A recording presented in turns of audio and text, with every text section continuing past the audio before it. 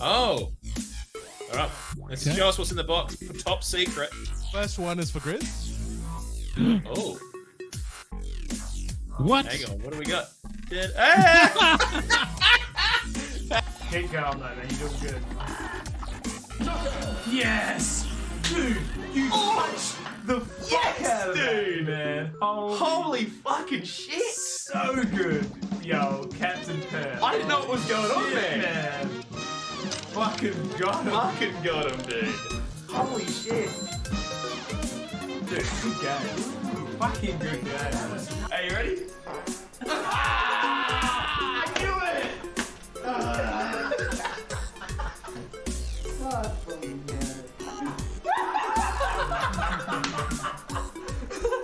Cap, look at my fish. Oh, wow. It's my little buddy. Ready? Bitch. Always steal those kisses from you. Always have to steal those kisses from you. Always have to steal those kisses from you.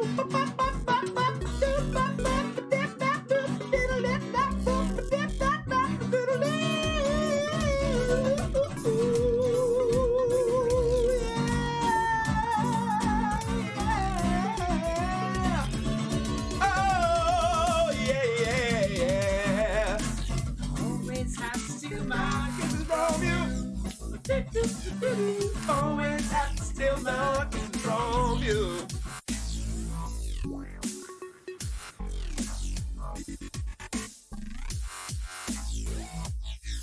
I got two things again. Oh. Alright. Let's show us what's in the box. Top secret. First one is for Grizz. Oh. What? Hang on, what do we got? Keep going though, man. You're doing good. Yes! Dude, you punched the fuck out of that, man. Holy fucking shit! So good. Yo, Captain Pearl. I didn't know what was going on there. Man. Fucking got him. Fucking got him, dude. Holy shit. Dude, good game. Fucking good game. Are you ready? I knew it!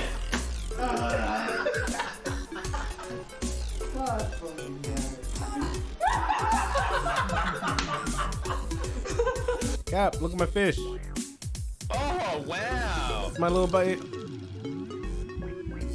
Ready? Bitch. Always have to steal those kisses from you. Always have to steal those kisses from you. Always have to steal those kisses from you.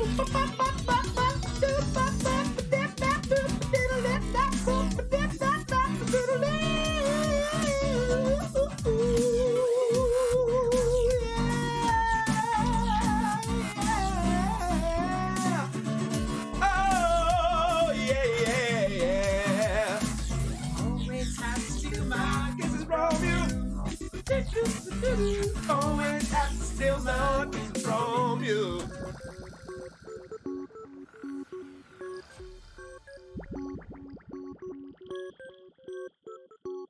I got two things again. Oh. Alright. Let's show us what's in the box. Top secret. First one is for Grizz. Oh. What? Hang on, what do we got? Keep going though, man. You're doing good. Yes! Dude, you punched the fuck out of that, man. Holy fucking shit! So good. Yo, Captain Pearl. I didn't know what was going on there. Man. Fucking got him. Fucking got him, dude. Holy shit. Dude, good game. Fucking good game.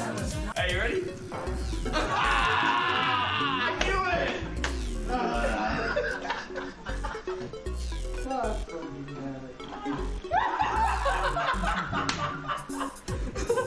Cap, look at my fish.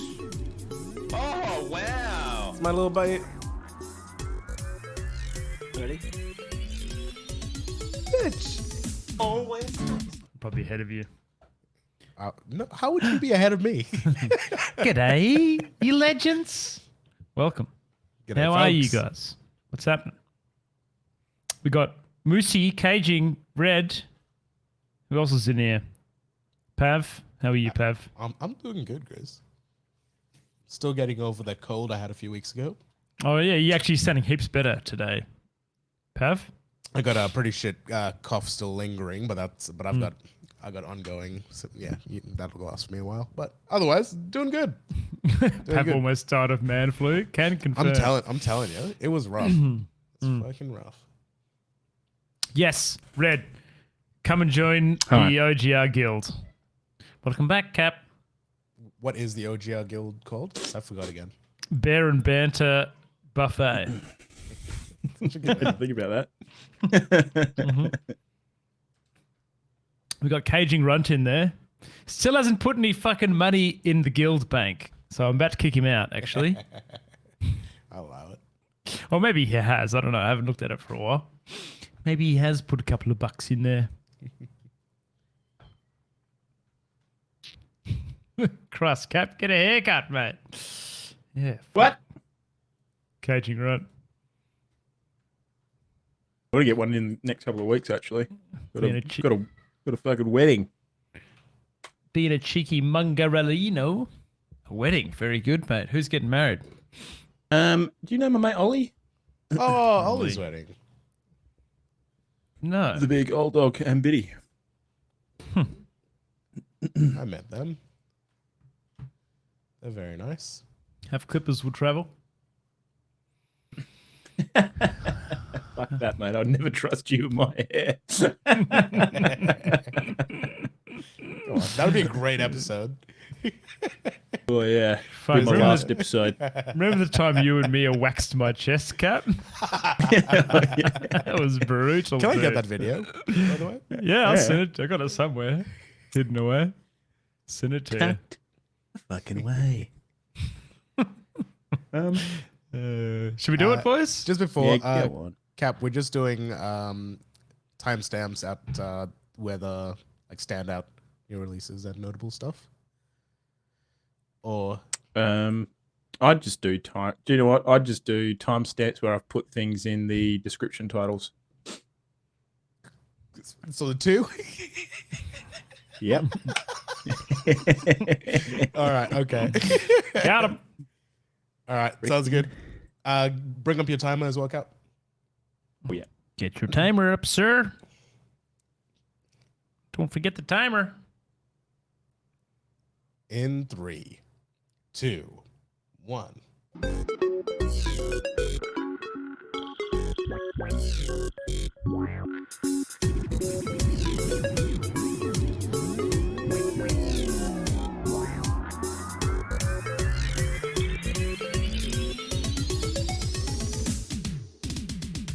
G'day and welcome to Oceanic Freaking Gaming Radio, baby. This is episode number 42. It is Monday, the 12th of December. We are recording this bad boy live on twitch.tv/Oceanic Gaming Radio. Yeah, welcome. How you doing? Good to have you here. Thank you for joining us as always. Those listening from the comfort of your home via your favorite podcast platform or Twitch TV. But yeah, welcome. Hope you're going well. Hope you have a great week. Hope it's been wonderful. My name's Captain Perth, and alongside me, my good friends Pablo Overface and Grizzly Gaming 86. Boys, how are we? Ahoy, hoy. I'm good. Pav, how are you? You good? I'm doing much better. I've been sick a few weeks, but I'm officially on the mend. you sound, officially. You sound great, speak, mate. I can speak again. Yeah, you were voice has come a bit rough around the edges last Yeah. week. It wasn't great. But I'm Also- glad to hear you back. feeling better, mate. Pav's cleaned his room. Cap, did you notice that, mate? Look at all my space. It's so good. Have you got a lady coming over? Ah.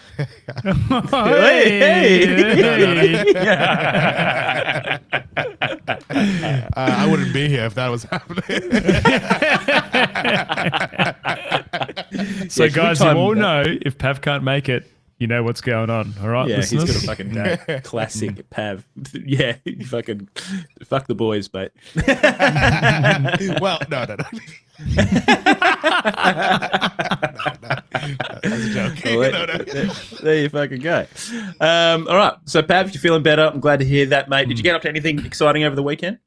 Nah, nothing too exciting. Pretty chill. Just literally just spent the weekend cleaning and tidying up because now my house officially kind of looks like a house. With I think I've got like 5 boxes left, which is just needs to be unpacking to like display stuff. But I don't have shelves, so I need to look at that. I like your color wheel thing. Thank you. Yeah. It's good. That is very cool, mate. I like that. Is that from your quiz night stuff? Pat, is it? Back in the day when I streamed much more often. Yeah, very The good cool. old days, mate. We'll have The to good think old days. about repurposing it for something down the line. But if anyone Pav. has any ideas? Anything gaming related? Play any video games on the weekend, mate? Nada. No. Nada. Oh, damn, dude. Really? All I did was read about the Game Awards stuff. Hell yeah. And I'm excited to find out more about it as you guys chat about it tonight. Cool. Hell yeah. Well, fucking strap yourself in, mate. You're not going anywhere. Now, Grizzly, what about you, Yeah. mate? What's news with you, baby? Well, Cap, I had a Christmas party on Friday. Went to Rottnest, which is this little island off Western Australia. They have quokkas there, Cap. Went to the pub, drank What's a lots quokka? of booze. Quokka. So this little marsupial that looks like a larger rat that sits on its hind legs a bit more. Very cute little Those- fairy animals. Those are a small cohort of international listeners, you know, learn them. I think it's like 1% of our listeners are from the US, I think. So there you go. Something like that. Yeah, you know what a quokka is now? But it was great. I actually got in the water for a snorkel, Cap. I did tell you this twice now, but I'm going to tell you it a third time. Yeah, the I got in first time you water- told me you were pissed as. Yeah, we'll get there. Yeah. I went for a snorkel, mate, and they had a heap of cray pots out there and found some crayfish. I tried to grab one with my hand and it slipped out of my hand and I ended up with just the feeler. So I took the feeler back to the boat as a little reward just to show people that I had, in fact, come across a crayfish. So it wasn't a lie. You know how you make those stories up about doing cool What happens things? to a crayfish without its antenna? Do They just grow fucking them back, jack it? mate. Oh, It's do they? crazy. Yeah, they grow their legs back and everything. It's nuts. It's like You know, cats, if they lose their whiskers, it fucks them up big time. Like all their balance and shit, it fucks them like Is that- royally. is that really right? bad. Yeah, right. Yeah, because people who are arseholes cut their whiskers off of it, like ruins their balance and stuff. Have you ever put a piece of sticky tape on your cat's foot, Cat? Have you seen that before? No, but I can imagine exactly what it does. Because I think it's a similar kind of thing. They use their hairs to like feel the ground, and they just like just keep like jarring their feet around the place. It's like it's quite actually, quite fun. Caging in chat saying, I think that's more accurate as to what I said. They use their whiskers to determine if they can fit in shit, which is like, Okay. Yeah, right. but like they can obviously sense what's going on with the whiskers. Sorry, I've completely derailed your fucking lobster No, story. you're right. Hey, Carry on. Cap, do you use your whiskers to fit in shit, or what's the? Yeah, absolutely, mate. Yeah, as like put on more weight, the beer gets bigger to compensate. Oh, look, mate, there's not much more to tell you, really. It was just a fantastic day, but I do want to tell people that we finished the day and I was sitting in a fucking trolley. Yeah. It was like a wheelbarrow. It was and I like a trolley for like I don't even know, like suitcases or some shit. suitcases to get them onto the boats, I think. And guess who rocks up on the jetty, Cap? Me, Cap, Walking with walking my baby there. and wife and mother-in-law. Yeah. Oh, And dude. Grizz and his partner, his wife Loz, are absolutely shit-faced. That was good. It was good. But I actually kind of had to jog my memory that had actually happened the next day. I was like, I'm not surprised, kinda mate. just- Not only did you caught a lobster, you're about as fucking red as one as well. It was hot out there, mate. I did get a bit sunburned. mate. Loz got sunburned too. You know your hair's thinning when you get sunburned on the top of your head, Cap? Oh, dude, Yeah. is it sore? Well, dude, I don't know. Like it's all gone now. I'm no longer sunburnt. I tend to go brown pretty quick. I don't know if it's a good thing or a bad thing. I wonder if that's like a sign of easy to get skin cancer or something. But either way, my sunburn's gone now. A little bit of flaking on the old beak, the old nose. That was about it. Okay, mate. Got to put this do the slip slop slap, mate. It's good Yeah. for you. I put it want on my that melanoma shit. face, but that was it, Cap. I didn't think about trying to rub it through my hair into my head. I probably should have done Yeah, that. they should make like hairspray, like hairspray with sunscreen in it. Actually, that's Probably- a fucking good business idea. We should do that. I'm pretty sure you OGR. can just wear a hat, can't you? Actually, yeah, good point. What the fuck? How did I not think of that? Well, I didn't wear a That's hat, actually so maybe fucking that so funny. hairspray shit Ugh. might have been a good idea. God, fuck it. Oh my god. Oh, that is the dumbest shit ever. All right, anyways. Yeah, cool. Okay, so you had a fucking good time.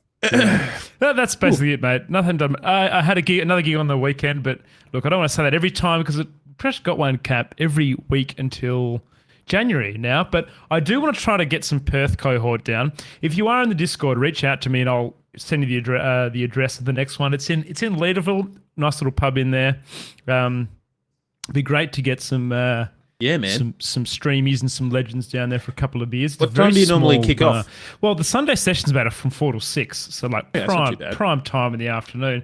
And then even the Saturday night shows are 8 till 10, so they're not overly late, which is great. So Yeah, that tends to be prime time when Ted is like absolute priming for crying. So good time to get out of the house and live with yeah, your wife. I'm just gonna leave you here for a couple of hours, Mm-hmm. mate. You fucking sort yourself out. Oh, that sounds good, mate. Sounds There like you you go, mate. had a bit of a crackerjack. That's me. What about you, Cap? What's been on your agenda, mate? Well, we what did we do? We stayed with Mia's mum and dad on Friday night, and we went out for tea. Pretty fancy restaurant. That was really nice.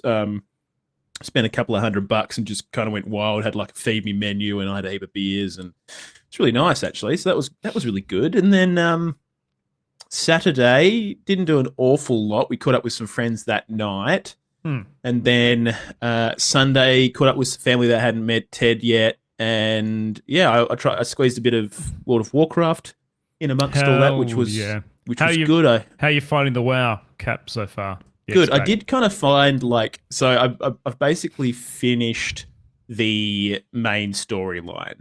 Yeah. So I've worked my way through everything, and I kind of did as many side quests as I possibly could along the way because it's just how I rock and roll. My OCD prevents me from finishing anything outside of the my immediate periphery. So if I see a quest, I have to finish it immediately. So anyways, I kind of finished the main quest line, and now there's quests fucking everywhere again. Yeah, dude. It's killing me, dude. There's so many quests, like they're just everywhere. And I thought, oh man, by the time I finish, now that I finished the main storyline, like I'll just have to do like dailies and shit. Now Yeah. there is so much shit to fucking do again. I must admit, I'm a little bit confused at what I should be doing at this point. Like, I Yeah. know that I can go do these quests and there's reputation for the major factions and stuff like that. And I know that that's probably the good place to start and then the dailies. But I feel like there hasn't been anything that's indicated to me what I should be doing at this point. So I've just Yeah. kind of I've been running a couple of dungos and just flying around doing a couple of quests here and there. But I'm sure they're going to be introducing more stuff as time goes on. With I think Raid comes out this Yeah. week. yeah. So that's obviously one thing that people can be doing. But I think you're right. Like, they've got the reputation. They've got 4 different reputations that you can sort of level up in a more kind of true, like it's definitely not reputation as you'd expect from the usual kind of WoW thing. It's not like a little currency that sits in your reputation tab. It's like an actual kind of, it's almost like obviously a battle pass, but you don't pay for the battle pass. You kind of like have a track of things that you do along the way, and you kind of reach levels with it, or as you level up your reputation. So I guess you can do that. Obviously, continue to smash on with your eye level and try and get your item level as high as possible by doing dungeons. And there's a lot of dailies and stuff you can do. There's super rares that spawn every day that you can get drops from. So I guess just probably trying to get your item level up and ticking things off on your map, I guess. Do you know if the raid's going to release and we can do Raid Finder for it, or is that something that comes later? Is it No, kind of they like normally pre-made? don't have Raid Finder till a couple of weeks after, and then they'll do it in wings. So they'll do that's they'll right. do Yep. the first 3 bosses or something, and then the next 3 bosses, and then the next 3 bosses, and then the final boss or something, depending on how many bosses there are. Now, Cap, you're in the guild that you guys were raiding in for the last X-Pack. Are they talking about trying to raid on raid release in there? I think so. Yeah, I think they've pretty much got enough people to do a raid run now. So I think you need minimum 10 people these days. Okay. I think but it's flexy, so it'll scale depending on how many people you have in the raid. But the only problem is like every time you do a new raid, there tends to be kind of sweet spots with like composition. So Yeah, if you have absolutely. 12 people, it might be that you need at least 5 healers. Whereas, maybe not that many, but it's kind of trying to figure out Got to figure out the what the best meta composition. is. Yeah. Yeah, Do and people then- has the raid been released in the test realm thing? Do people already know like? I'm not too mechanics sure and shit, actually. or- I think Yeah. I think you can actually look on the dungeon guide in game and see what the bosses do though. Ooh, okay. Yeah. Yeah. So Interesting. you can go and look at that. But Hmm. another thing to sort of consider as well when you're talking about flexi raids and stuff is like your guild's skill level. Because sometimes if your guild isn't particularly skillful, you might need an extra healer. Yeah. So, but then also that sort of trade-off with DPS might mean that you might just literally not be able to do a boss because you don't have the DPS check. Yeah. So yeah. it's- that it's- happens, especially on it's- release when yeah. people still getting their eye level and stuff up. Speaking of skilled guilds, Cap, if there are listeners that are playing World of Warcraft in the Oceanic region, I can't remember what servers they are. You are more than welcome to join the Bear and Banter buffet with myself and a few other members of the community. Mm-hmm. No, we probably most definitely won't be raiding, but maybe a couple of dungos and stuff out of there. You can add me, Grizzly6942, or get in the Discord and I'll send you an invite to that as well. Yep, get the frick in there. Now, Grizz, one thing that is completely unrelated to World of Warcraft, well, it might be related to it eventually, depending on how this goes, but one thing I wanted to quickly talk to you about before we dived into the episode today was just because we don't really have a spot for it in the run sheet tonight, but I do think it's worth having a quick chat about is Microsoft offered Nintendo a 10-year deal for Call of Duty. Microsoft? No, did they? Yeah, and They're like, well, Nintendo PlayStation's has not going to fucking take it. We're going to give it to Nintendo. Yeah. Yeah, exactly. Yeah, I know, which is crazy, right? But the thing is, dude, like there hasn't been a Call of Duty on Nintendo since like the Wii days. It might have been What? like Wii U. Cap, please tell me they're not going to put it on the Nintendo Switch. Well, I guess Well, what else is there to put it on? This is what I don't understand, dude. I can't see Call of Duty running on the Nintendo Switch. So do they make their own Call of Duty for the Switch? How the frick do they do it? Dude, I don't What does know. it? What does a Call of Duty on the Switch look like? I feel like it doesn't look like anything. Because Well, I mean, we obviously have there's a Fortnite. We have Fortnite on the Nintendo Switch.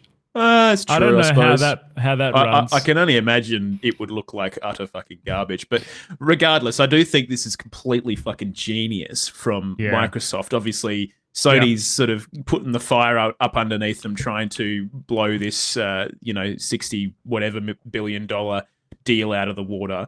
And Microsoft's kind of turned around and gone, well, let's try Nintendo. And Nintendo gone, yeah, no, sounds good. And then so obviously now Microsoft can be like, well, why is Sony so upset when Nintendo's quite happy to work with us? It's all Sony. So it just makes Sony look really bad in this sense, I think. So very smart. Now, another thing to consider as well was basically Microsoft kind of offered the same thing to Steam.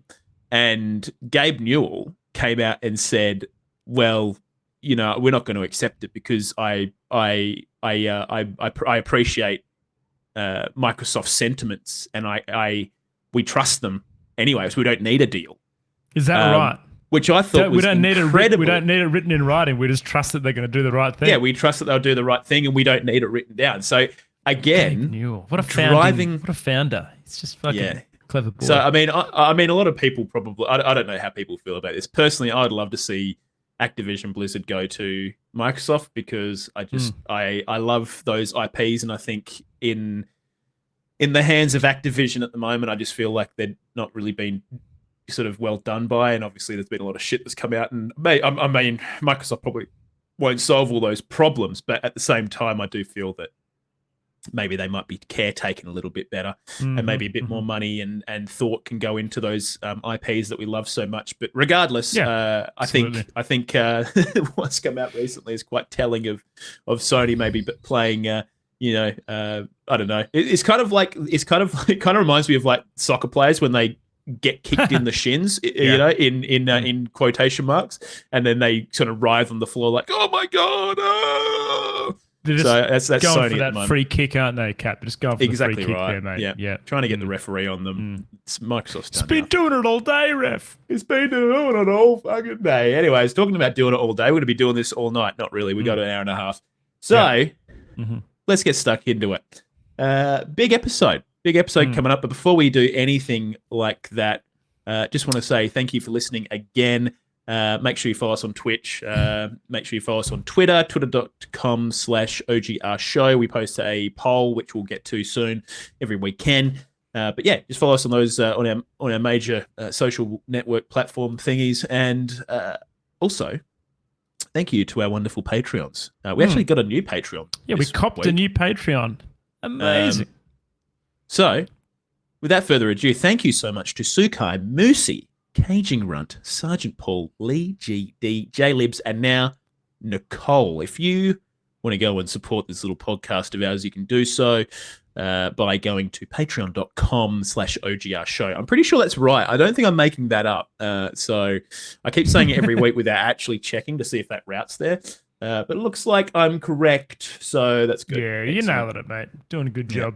Freaking smashing it. Now, yeah, like we said, big old episode tonight.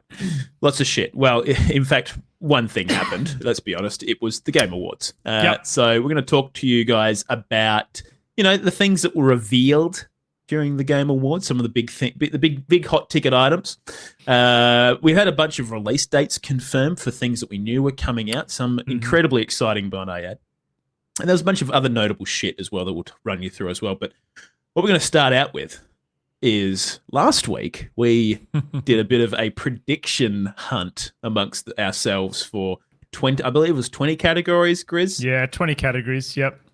20 categories. We predicted what we thought the outcomes would be, and we have the results. And before we do that, we're going to talk quickly about the poll that we put out earlier in the week before the poll we put out this weekend. We put out 2 polls last week. This is the first one we put out. So we wanted to know basically who people thought got the most predictions correct. Okay, so obviously myself, Grizz, Pav. Grizz, do you want to go through the results for that particular poll? Yep. We had me at the bottom with 20% of the vote. We had Pav next up with 28. No surprise, Captain Perth on top, 50% of the vote. We had one commenter saying, "Is it bad that I voted for Captain Perth? Bloke is a walking gaming encyclopedia." Was that you? That was me. So I voted for Cap. One comment from Anonymous. Wait a second, that was me. Classic. Okay. Well, without further ado, I guess we'll just sort of discuss what happened. And then maybe we'll quickly run through. Oh, should we run through each of the results first? I think we can say how many we got out of 20 each, just to round off the Twitter poll. So we had Pav with 9 out of 20 correct. Yeah. It's a fail, Pav, right? Below 50%. Me with 9 out of 20 correct, also a fail.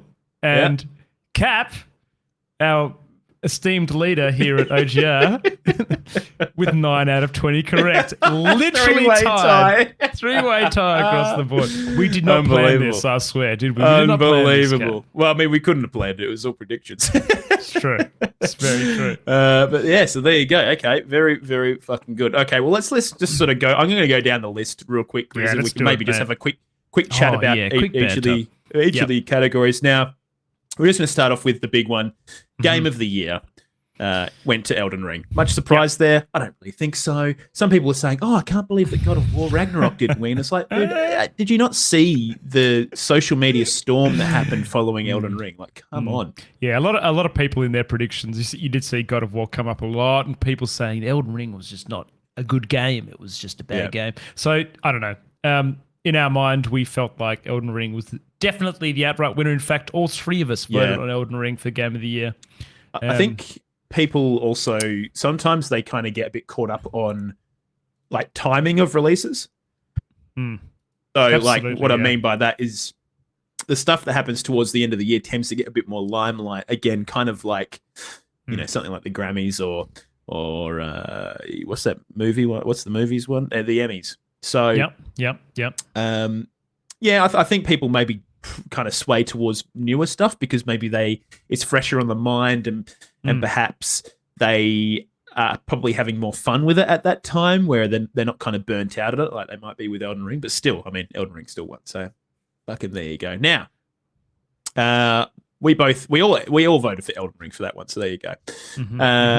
Best game direction went to Elden Ring out of God of War, Horizon, Immortality, and Stray. Now, me and Grizz both voted for best game direction on Elden Ring, and Pav went Immortality. So actually, Immortality ended up not winning anything, I don't think.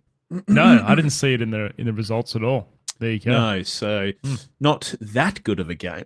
Now, best narrative went to God of War Ragnarok, which we all voted for. I think that was a fairly obvious pick in my opinion. Yeah. I agree. The storytelling's neck level in that game. I think we discussed this when we did our predictions cap, but we both kind of felt that whilst Elden Ring has great story elements and they're all quite what did you say, Cap? They're quite highbrow. A bit too highbrow. A little bit too highbrow. Look, I mean, in all honesty, like Soulsborne narratives tend to just be completely impenetrable without, extracurricular reading. If you're not going to do that, you're not going to get the most out of it. So it's that simple. So there you go. Now, best art direction. I was quite surprised by this, actually, Grizz. Yeah, me too, Elden dude. Ring. Yeah. I don't know if I actually agree with that. Well, Cap, there was a lot of pretty hectic, crazy boss designs and bits and pieces that were pretty thematic. And maybe that's where you take it rather than the environments, maybe. Because I kind of agree. I'm pretty sure I voted for Horizon here because the environments were you did. Pretty amazing and stand out. So did Pav. Did he? Yeah. I tell you what, though, there is that moment where you walk into Liurnia of the Lakes or whatever. Yeah. And it kind of looks like a watercolor painting by Van Gogh or something. Very true. Which is pretty spectacular. I mean, you definitely can't deny the game is beautiful. I probably really should get it on PC to really pump it up. I'd love to. Actually, we'll talk about it later, but there's ray tracing coming to Elden Ring soon. Oh, man, I'm honestly keen to do another playthrough. Hey, I might actually do a Soul Level 1 fun time. Or maybe I'll just have fun with it. Dude, that sounds crazy. I can't even imagine doing that final zone. What's the final zone called? The Mount of the gets Giants? so fucking hard towards it. That ice zone is like a real step up, isn't it? Oh, yeah. Guys just start absolutely pummeling you. I don't know how you're going to get through there. So level 1, anyways. All right, so there you go. I'll do a normal playthrough. Maybe after the playthrough, we'll do a challenge one. We'll see. Do a strength playthrough for once. You always do decks and shit. Do strength. I do. Yep, strengthy boy. All right, now the next one was best score on music. We had Plague Tale, Elden Ring, God of War, Metal Hellsinger, and Xenoblade Chronicles. Now, so you guys voted for Metal Hellsinger and Plague Tale, and then I voted for God of War Ragnarok, which took that. Yeah. Now, interestingly, I didn't realize, but Hosier, you know Hosier? Hosier? Yeah, I do. Yeah. You're just gonna take me to church. He does that one. Now, I believe that he worked with Bear McCreary on some of the God of War shit, so that's pretty cool. And doesn't surprise me that they won in that instance because I don't know. I kind of get the feeling that the Game Awards just likes the prestige of famous people, where they can just plug famous people, and I think a couple of the awards really fucking highlighted that. So absolutely. Anyways, but yeah. So there you go. That was best score and music, best audio design. Now that went to God of War Ragnarok, and again, I'm highly surprised about this. I didn't really agree. It'd be great to see some of the justification behind these selections. I don't know whether that comes later down the track, but it'd be nice to hear the judges or whatnot. It'd be nice to have a bit of feedback on some of this too. Yeah, it would be nice to maybe get a bit of a rundown of what they kind of singled out as being, outstanding in audio design. But yeah, I mean, I don't think it doesn't deserve it. I just kind of thought maybe something else might pick it. But did Horizon win anything, Cap? I don't think it did, dude. I'm pretty sure it won fuck all. And I bet you that really drove a knife into Guerrilla Games for sure. Yeah, For 'cause sure. let's just reminisce last time, the last Horizon game when it came out, Cap, was the same year as God of Breath of War. the Wild. Was it Breath of the Wild? Yeah. And that one game of the year and just missed out by the skin of their teeth. So. Yeah. It's a shame. I think like it probably deserved something in here, but it got nothing. Anyway, so that was best audio design. Best performance. Yeah. We had Ashley Birch for Horizon Forbidden West, Charlotte McBurney, Plague Tale, Christopher Judge, God of War Ragnarok, Manon Gage, Immortality, and Sunny Suljic from God of War Ragnarok as well. Now, Yep. you guys voted Chris Judge, which he won, and I voted Charlotte McBurney, who did not win. So there you go. That was 1 point. Lucky. Pav? Yep. Did well, mate. 1 freaking point. But yeah, so there you go. So that was that one. Now, best ongoing game. So we had Apex Legends, Destiny 2, Final Fantasy Online, Fortnite, and Genshin Impact. Final Fantasy won again, which I think it might be 2 times in a row. 2 years running. Yep, so that's pretty large. Now I voted Genshin Impact, which did not win. It actually won the Player Voice Award instead, which I think is just a complete fucking meme. Probably just bot accounts voting for Genshin Impact. And then Pav voted for Fortnite, which I think was a, pretty solid pick regardless. Safe bet. Yeah. Absolutely. Now, okay, so the next one was Best Indie Game. Pav voted for Cult of the Lamb. And, well, we had Cult of the Lamb, Neon White, Sifu, Stray, and Tunic. And Stray won that category. Yourself and me both voted for that. Not much kind of surprise there, I think, in my opinion. The next one's what really surprised me and kind of actually annoyed me a little bit. Yeah. You know what? Both of these kind of annoyed me a little bit, Cap. When we did break these down the last episode, we did kind of make the statement saying this is not the one that we would vote for these indie game ones. These are the ones that we think are going to win. Hence, I think the difference between Stray. But, there's some great games on that list. Cult of the Lamb, Sifu, and Tunic that, arguably, in my opinion, were better indie games than what Stray was, but there you go. Yeah, it's a real shame because this next one's best indie debut indie. Now, they had Neon White, Norco, Stray again, Tunic, and Vampire Survivors. I understand that I just find it problematic that you can magnify one particular indie game in a sea of high-profile AAA titles. So I just find it a little bit annoying, even if it is a token kind of thing. I just feel like they shouldn't have given it to Stray again, just because I feel indie developers deserve a little bit more shared praise. I know that sounds really kind of like, give everyone a fucking award, but I don't know. I just don't think Stray deserved it twice. Is it just me? Does anyone fucking agree with that? I don't know. I mean, I'm not 100% sure, Cap. But I could kind of see where you're coming from. But I'm one of those people that don't give everyone a prize at my kid's birthday party as well. In the old, I mean, in all honesty, look, if Stray was, the Elden Ring of indie games, fine, I totally get that. But I just don't really think it was. I just think it was just a bit of a social media thing, and absolutely, and it didn't really. I don't know. I just think it's dumb. I don't know. Maybe it's being a bit salty, but still, regardless, I think something like, and I put my mark down for Vampire Survivors for this. Vampire Survivors went crazy, and it is the epitome of simple indie, and I just couldn't fucking believe it when it didn't win. I really kind of got up my nose a little bit. I was just like, this is who the fuck is grading this? Like, it just really. You said it last time, Cap, that Vampire Survivors has literally created a genre of its own. With all these games it literally got announced during this particular game award that it's coming to mobile. Okay. Yeah. Like it's coming to free. It's coming for free on mobile. Like. It's had an explosion. I just feel like it's a little bit.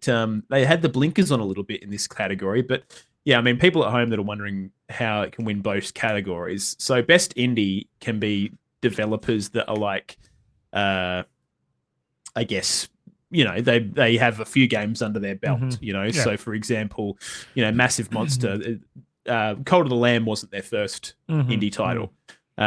Blue 12 Studio, who made Stray, it was also their first game. So they also qualified for best debut indie game. So there you freaking go. But yeah, so anyway, so that was the two indie ones. Best mobile game, Grizzly Gaming 86. We had Apex Legends, Diablo Immortal, Genshin Impact, Marvel Snap, and Tower of Fantasy. Marvel Snap took this one away. Yeah. That was not on my radar at all. I think you and Pav picked that, but I picked Genshin, I'm pretty sure, or something like that. Yeah, you picked Genshin. I think Marvel Snap's a really solid game, and I think it's kind of taking the card game, demographic by storm. So I think people are really enjoying their time with that game at the moment. Have you picked it up, Pav? Since our poll last week, I have downloaded it, started playing it, and I'm addicted. Really? I've played it every day since. Serious? I'm telling you, I'm really Dang, loving dude, it. I might have to go and get it. I'm Give it a really crack. loving it. Yeah, I just hate monetization superheroes is so perfect. much. Yeah? I've actually heard the same thing from a lot of other people. I think it came out the gate quite heavy on the monetization, got a lot of kickback. They wound it back, and which I think is kind of smart because it's kind of like doing a bit of a litmus test in a lot of ways to see how much Imagine money if you can get Diablo away Immortal with making. did that, Cap, and it was just a good quality Diablo Immortal mobile game. came out, everyone cracked the shits about the amount of money, and they just stayed with it. And said, "Fuck you, we're making money off you." They made enough money, mate. I wonder if they're still relevant. I wonder if there is people still playing that game. I'd be curious. Oh, they'd have to be, dude. There's a lot of people who only have mobile phones as their main kind of gaming device, and it would not surprise me if they're still playing that game. There's still content being put out, so Yeah. Okay. anyways, there you go. Now we also had best action adventure game. Now, do you know what? I was kind of thinking retrospectively about this, Grizz. Yep. Like, there's not an awful lot of video games out these days that aren't an action adventure video game. You know what I mean? Yeah. I guess you're right. Yep. Like, Yep. I mean, I know there's like not every single one's going to be an action adventure game, but it's almost like a redundant category. I would argue that things like Uncharted. There's a lot. You're right. They're all. That's what they all are. Cap. Yeah, Pretty much. There's almost always some kind of action and adventure quality to video games, regardless. But anyways, just a kind of shower thought that I had. So we had Plague Tale, God of War, Horizon, Stray, and Tunic. Also, would you not class Elden Ring as an action adventure game as well? Why is that missing? Well, it does say here for the best action adventure game combining combat with traversal and puzzle solving. Maybe Elden Ring hasn't got the puzzle not solving. enough puzzles. Combat enough puzzles puzzles in there. Chris. Yeah, Combat puzzles. Yeah. Yeah, Dude, there's I a don't know. lot of hidden shit in that game that you got to do. Dude, surely hitting the wall to find the secret areas is puzzles, Yeah, right? that's Surely. a puzzle. Absolutely, mate. Yeah, I don't know. Big omission there, in my opinion. Anyways, God of War won this particular one, which I put down, Grizz put down Plague Tale, and Pav put down God of War as well. So, Fuck, there see, you if I had go. gone, any of us could have won the OGR easily. Yeah, I feel there's a couple of times where we might have gone, oh, fuck it, I'll just take a different one for this one. That's exactly what happened, yeah. All right, so we had best role playing, which we had Elden Ring, Live Alive, Pokemon Legends Arceus, Triangle Strategy, and Xenoblade Chronicles, and Elden Ring took that one. Which, you know what? In hindsight, I guess I really should have thought a bit better about this. Because you and I Pav kind of went just with Arceus, didn't you? I went with Arceus because I thought maybe they might try and mix things up a little bit, but they didn't. And that's totally fair because Elden Ring has a pretty reasonable role-playing element to it. So, makes sense. Yep. Makes freaking sense. But there Absolutely, mate. Now, best family, Kirby took that bad boy out, which I thought was great. So good. I Good on mean, 'em. great in the sense that I think it's about time they made a good Kirby game. No. I don't know. I don't know. I've never played a Kirby game and honestly been like, oh, that was a great game. Cap, I don't think I've ever played a Kirby game. Yeah. I don't know. I just find them. I'd just rather play Mario. You know what I mean? Yeah, but Kirby anyway. always felt second fiddle to Mario, didn't it? I will say though that a lot of people reckon that Kirby and the Forgotten Land is a banger. So Yeah. The only complaint I heard from streamers playing Kirby was that they wish it was just a little bit more difficult or had a difficulty setting to ramp it up a little bit. But in all accounts, yeah, great, a fantastic addition to the Nintendo Switch. So Yeah, there you so go. that was that one. We also had Best Multiplayer, which was won by Splatoon 3, which was Pav. Pav freaking called that one. We went for Call of Duty, which... Pretty sure I- we laughed at Pav when he locked in Splatoon 3 in the You last episode. absolutely did. Yeah, I was you like, gave oh. us so much shade. Splatoon 3. I'm still laughing at him. So there you go. That was that one. We had most anticipated being Final Fantasy 16, Hogwarts Legacy, Resident Evil 4, Starfield, Legend of Zelda, Tears of the Kingdom, i.e. Breath of the Wild 2, the follow-up to one of the greatest games ever created. I can't believe people actually thought that people would be less anticipating this game over another game in the list of amongst the game that is one of the most anticipated games of all time. Anyways, it won. So there you go. Legend of Zelda, Tears Legend of of the Zelda Kingdom. got him. Very anticipated. Best adaptation, Arcane League of Legends, Cyberpunk Edge Runners, The Cuphead Show, Sonic Hedgehog 2, Uncharted. Now, Arcane took this bad boy, but I think Cyberpunk really deserved a shot at this as well. So it's Yeah, absolutely. hard to really pull between. I mean, to be honest, I preferred Cyberpunk, but that's just me. But I still voted for Arcane. I reckon Arcane would have the views over Cyberpunk. Oh, That's been out absolutely. longer, but I think maybe in the period of time it was very popular, wasn't it? Yeah, absolutely. And then we had Best Esports Game, and League of Legends won that as well. So, arguably, potentially, because it had a really good adaptation that came out that year. So, Yeah. anyways, those were the 20 categories that we predicted on. There's a bunch of other categories you can go and check out, like, Best Esports Coach and just random shit that you probably don't care about, or maybe you do. But yeah, you can go and check that out on their website, etc. So, yeah, go and freaking check that out. Now, Yes, Grizz. sir. Grizzly Gaming 86. Alongside this, there were some pretty large gaming reveals. The first one was the next iteration of the Armored Core series, being Armored Core Fires of Rubicon. So they announced From Software, sort of quite well known for their what's the word? Well known for their Soulsborne games. They're taken a bit of a deviation. They're going to go back to the Armored Core series and produce something a little bit left of field. That's well, look, the Armored Core games very different to Soulsborne. They effectively have the player operate a mech suit, and that mech suit is broken into a significant number of parts which you can trade in and out based on mission conditions that you go and do missions. So yeah, it's basically like a mission-based game, and then you've got a mech. You change out your arms, your wings, your freaking boosters, your chests, your shields, your everything, and all those things have different characteristics that will, affect, your weaponry and how fast you go, all that kind of shit. But, it's also, you got to juggle like how much energy items are drawing. And it's honestly is like this going from the previous game that you're explaining this stuff. Do you think this will be from the same formula as the previous Armored Core I think games? it'll be pretty closely matched. I think maybe there might be perhaps some more. I think they're pretty serious games from them. I mean, they're mech games. I mean, how serious can you be, right? But for the most part, I do think that they'll probably stick to the formula. Whether they do go mission based or open world, that remains yet to be seen. But for the most part, I think they'll still stick to the real kind of hardcore mech. What's the word I'm looking for? Fantasy, I guess. Yeah. There's a so you have linked it here. There is a link to the game on Steam. If you would like to go check that out, there is a bit of a blurb around the game as well as some screenshots and bits and pieces. But this bit here, Cap, so it pretty much builds off what you say. So players will assemble and pilot their own mech with 3D maneuverability to move freely through a three-dimensional fast-paced missions. So there you go. There you It go. sounds like mission-based. Take on difficult challenges and overwhelm your enemies with dynamic movements that make full use of ranged and melee combat.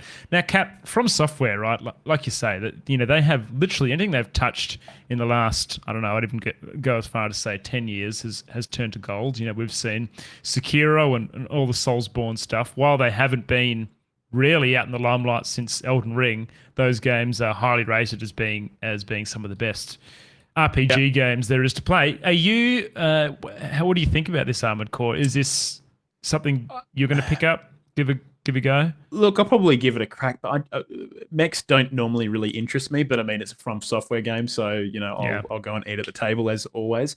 But I don't know. I think I think people might be getting a little bit too excited about this because they love Soulsborne games. This is a very different game. They may introduce some maybe kind of vague elements that are kind of roughly Souls adjacent, but I think people need to really kind of check their excitement for this if that's what they're expecting. Like a mech Soulsborne game. That's not what this is going to be. I did see one particular what do you call it? Meme, which I'm just going to kind of vaguely read off. So it was like Elden Ring. Roll or attack, and then literally every Armored Core game. Weight limit and speed at maximum capacity. Energy at 30%. Ammo depleted. Energy at 30%. FCS lock limit. SCS range. Boost or core boost. Right arm weapon. It's just all this fucking shit going on because your mech has so much shit going on with it. With like every single piece of the mech is customizable. There's hundreds, if not thousands. But there could be thousands of parts in this game if they've got the resources to go that hard on it. I think, man, you can really tell this is going to be some people are absolutely going to froth on this, though. There's going to be a group of people that are absolutely going to froth on this, mate. This is going to be like the Gran Turismo of like mech games, basically. Yeah. You can tune your engine, to the nth degree. You can, everything, every single piece of that mech is going to be basically customizable, and it's going to lead to, you having all these things happening on your HUD that you're going to have to be. It's going to be, it's almost going to be like Microsoft, the Windows flight simulator. Yeah. It's going to be kind of like that. You're going to have all these dials and shit you're going to be fucking around with. But I will say though, the trailer does look pretty cool. Oh, absolutely. Let's talk about the trailer a little bit, Cap, because we see a bit of imagery throughout the trailer, but maybe it's worthwhile me just quickly touching on what the story says on the Steam webpage. So it says, a mysterious new substance was discovered on the remote planet Rubicon 3. As an energy source, the substance was expected to dramatically advance humanity's technological communication abilities.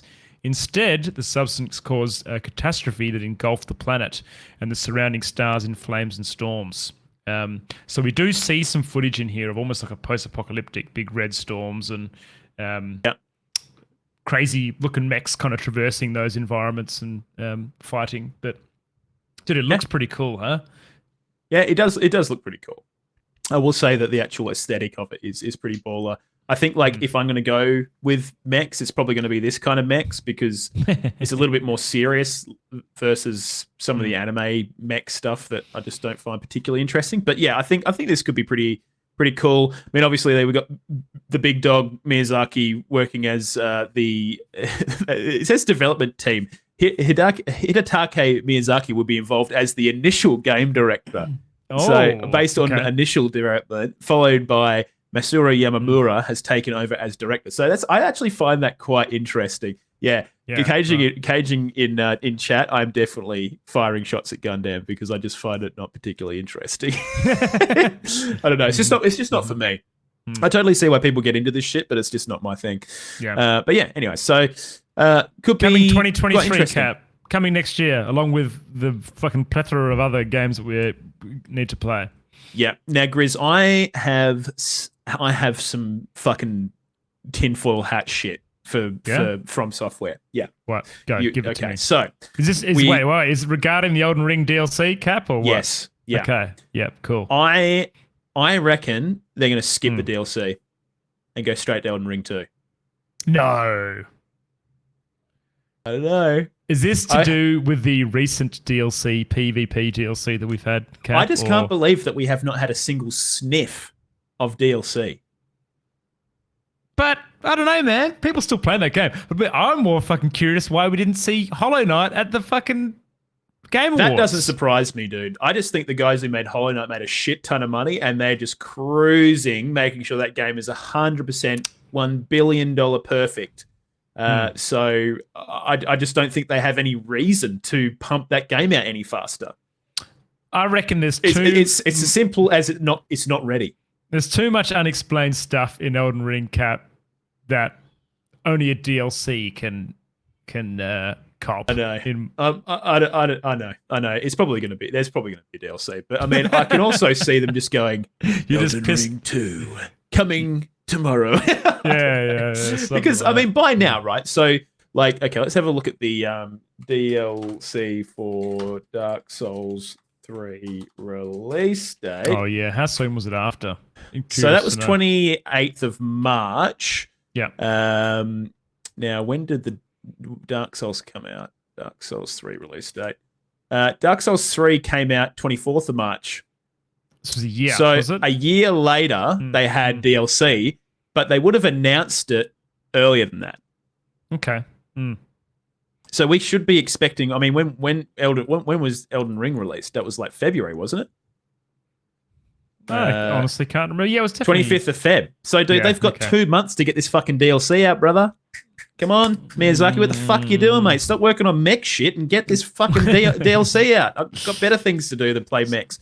Anyways. Spoilers. This mech game is the Elden Ring DLC. Yeah. Yeah. You have to they basically just load it into Elden Ring. You go in there and go through a portal and you're suddenly in fucking Armored All the Core red shit 6. wiped out all the Elden Ring and the lands between and everything else, and it's just left with mechs, mate. That's what's Oh going my on. god, I can actually see that somehow. Anyways, so there you go. That was Armored Core. Now, Grizz, they also Yep. revealed formally Star Wars Jedi Survivor. Now, I hell think yeah, we dude. we already had a trailer for this. We knew it was coming, but We this knew it was like coming. Yep. the gameplay story beats trailer. I actually believe it was leaked, Cap. That's the only reason why we knew it was coming. I think we may have covered in another OGR episode. Now, if you are not aware of this series of games, so back in 2019, Star Wars Fallen Order was released, and it was a big fresh breath of air kind of into the Soulsborne fanboys, because EA had surprisingly brought out this game that felt like a Souls Kind game. of out of nowhere. Yeah, it was honestly, it was fantastic. Soulsborne Jedi video game made by the people that made Apex Legends, basically. Yeah, it's so but super random. When I say Apex Legends, what I do mean is that fucking game that the name is not coming to my head. Respawn Entertainment created Battlefront, is it? No, they made the other mech game, Titanfall. The cool mech game. So yeah, anyways, they're known for that, but they made this game and did a really freaking good job of it. So I think it was like a real good, surprising hit. And yeah, it had that Soulsborne flavor, which went down really well, and I think they did a really good job with the characters and just the overall story. But yeah, storytelling was great. And look, I'm not a big Star Wars lore guy, and I didn't play this game for the Star Wars lore at all.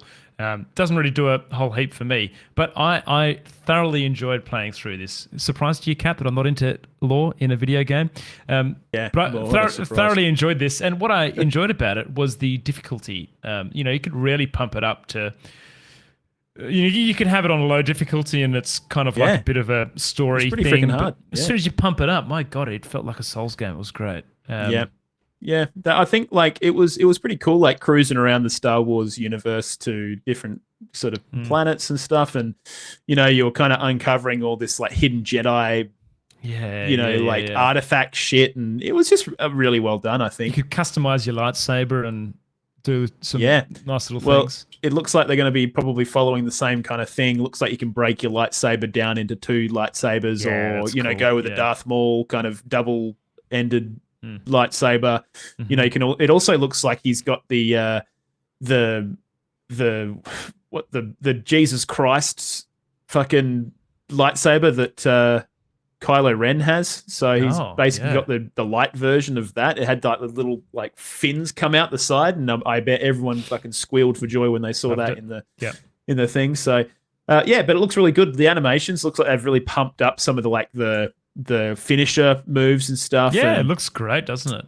yeah, they had the actor kind of come on stage at the Game Awards. I don't know who that bloke is. I think he might be in the not the Suicide Squad, but like the Gotham TV series or some shit as like the Joker or something. So, anyways, he's in there, and his likeness is being used for Cal Kestis or whatever that bloke's name is, the character in this game.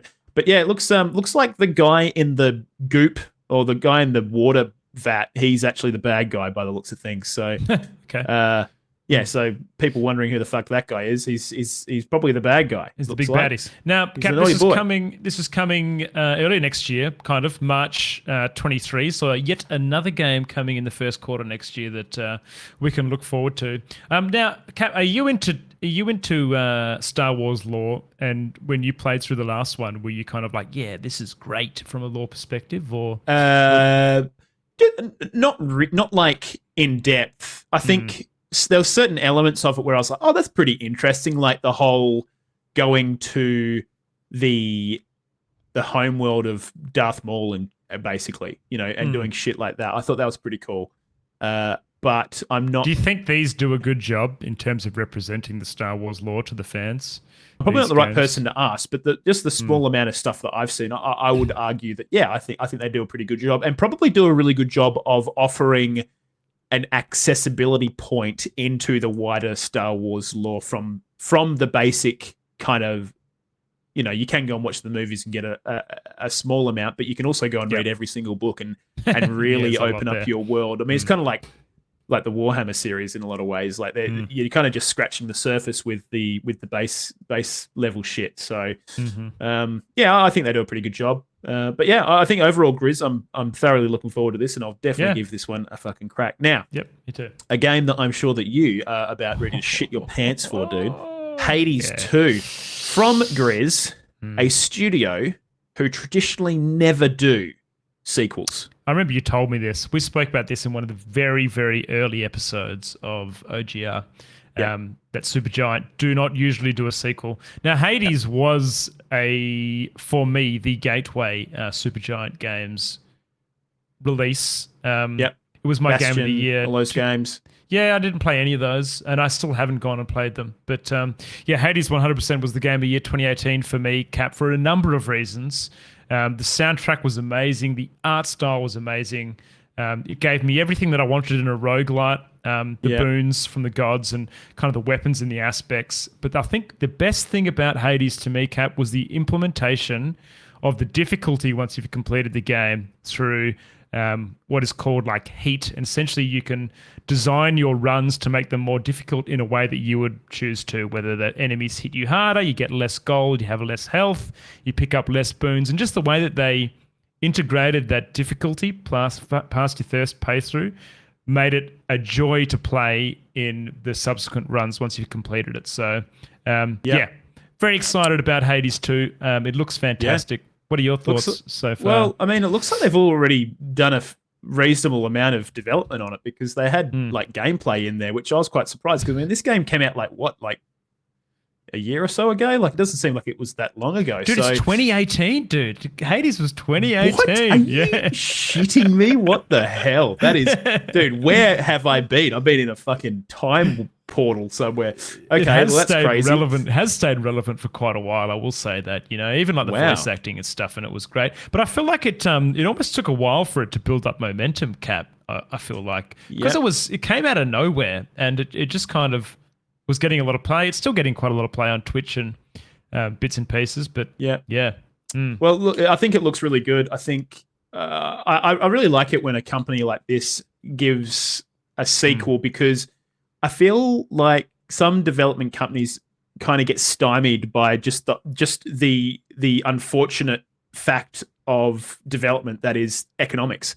Yeah. So, budget and also time, they need to get these games out, so they kind of have a window of things that they can introduce into games. And I'm sure that they've got a really wide scope of stuff that they would like to introduce. And I think Hades, they probably had all these sick ideas that they would have liked to have done. And now they've got another avenue to give that another crack. So I think this is going to be really cool. I did see people saying that obviously Hades 1 was you breaking out of hell.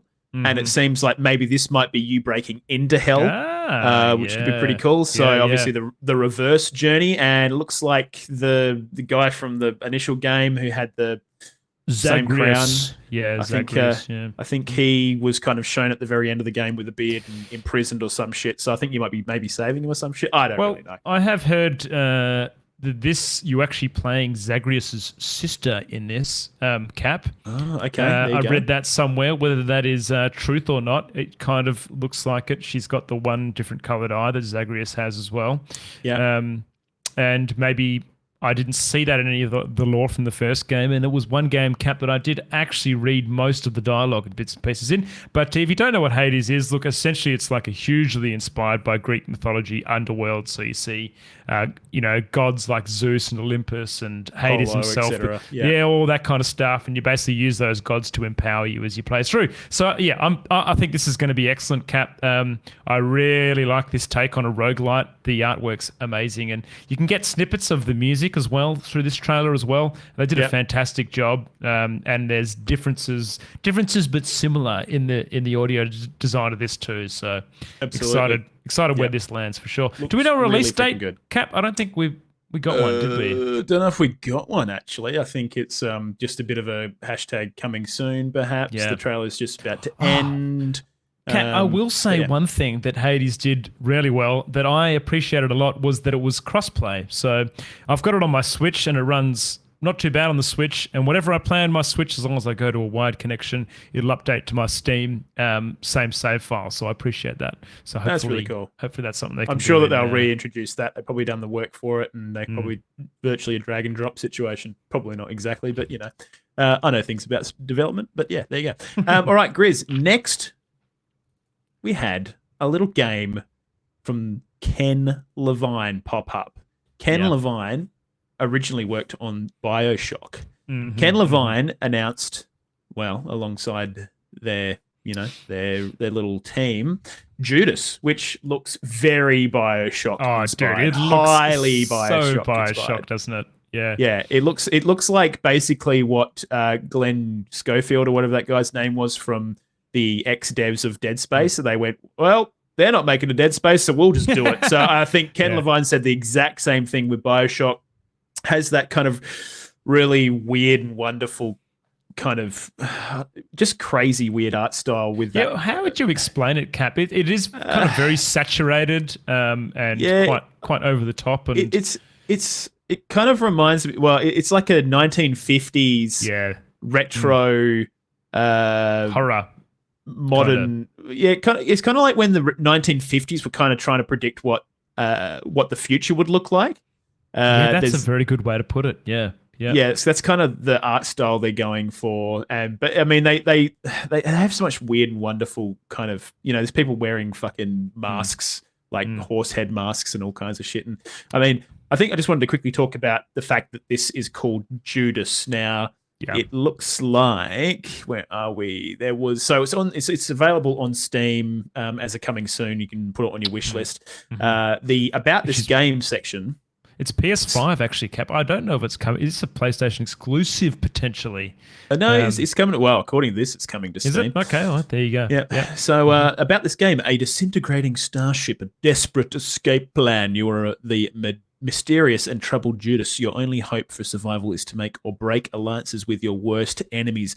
Will you work together to fix what you broke, or will you leave it to burn? Judas is a narrative FPS developed by blah blah. Studio led by Kevin Levine of System Shock 2, BioShock, and BioShock Infinite. So I think obviously probably the game will take a very kind of serious take on this whole idea of, the betrayal of Judas. Who are you going to betray? You must probably have to betray someone. There's some pretty weird and wonderful characters that are shown within the game, and I guess that they all kind of fit into the plot somehow. They all have very kind of strong BioShock-like personas, in my opinion. Kind of, I can't remember the the main characters in BioShock, but they all had very weird personalities and Yep. you know just did very weird things within the game. So they all seem to have the It same looks kind so of bizarre, thing. dude. A massive big horse head human Yeah. thing that is rocking around. Yeah. Yeah, yeah. So yeah, looks very interesting. It's cool. So there you go, Judas. Now Grizz. Yeah. Kojima came out and everyone fucking went batshit crazy, absolutely freaking crazy, lost their shit, and he ended up announcing Death Stranding 2, Yeah. which we knew was coming. It was interesting. We kind of knew it was coming, but then he also said, well, maybe it's not coming. He kind of did some little, because we had Norman Reedus that came out and basically said that Death Stranding 2 was coming because he was doing the Yeah. voice acting work. Yeah. And then Kojima was like, Oh, or is it? I or don't is know. it? Yeah, I don't know what's going on here. Yeah. Shut the fuck up, Norman. Now, I tell you what, Cap, the first thing looking at the trailer, the graphics is insane. Oh, It the is graphics are stunning. Absolutely nuts. It's also, I think it might be one of the best representations of human beings I have seen in a video game to date. It is it just looks like to the point of where people are genuinely acting. the mocap is honestly crazy. Yeah, I think I don't really know what to really say about this trailer because I didn't play the first game. So, but it looks like the baby in the fucking tube that was being carried around everywhere has now become a child, an infant, and is being carried around.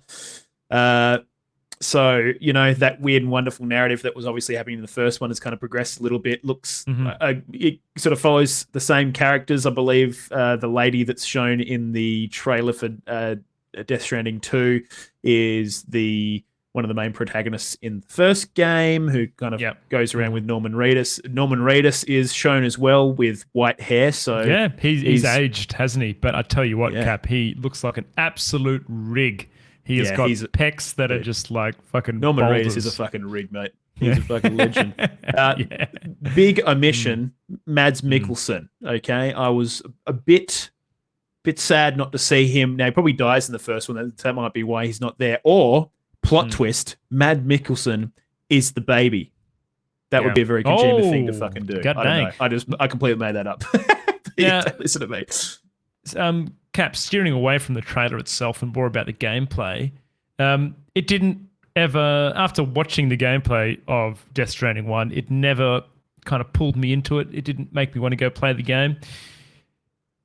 Do you hope that they try to do something a bit different with the sequel than a glorified delivery man, or do you think they'll follow the same I'm sure gameplay cycle?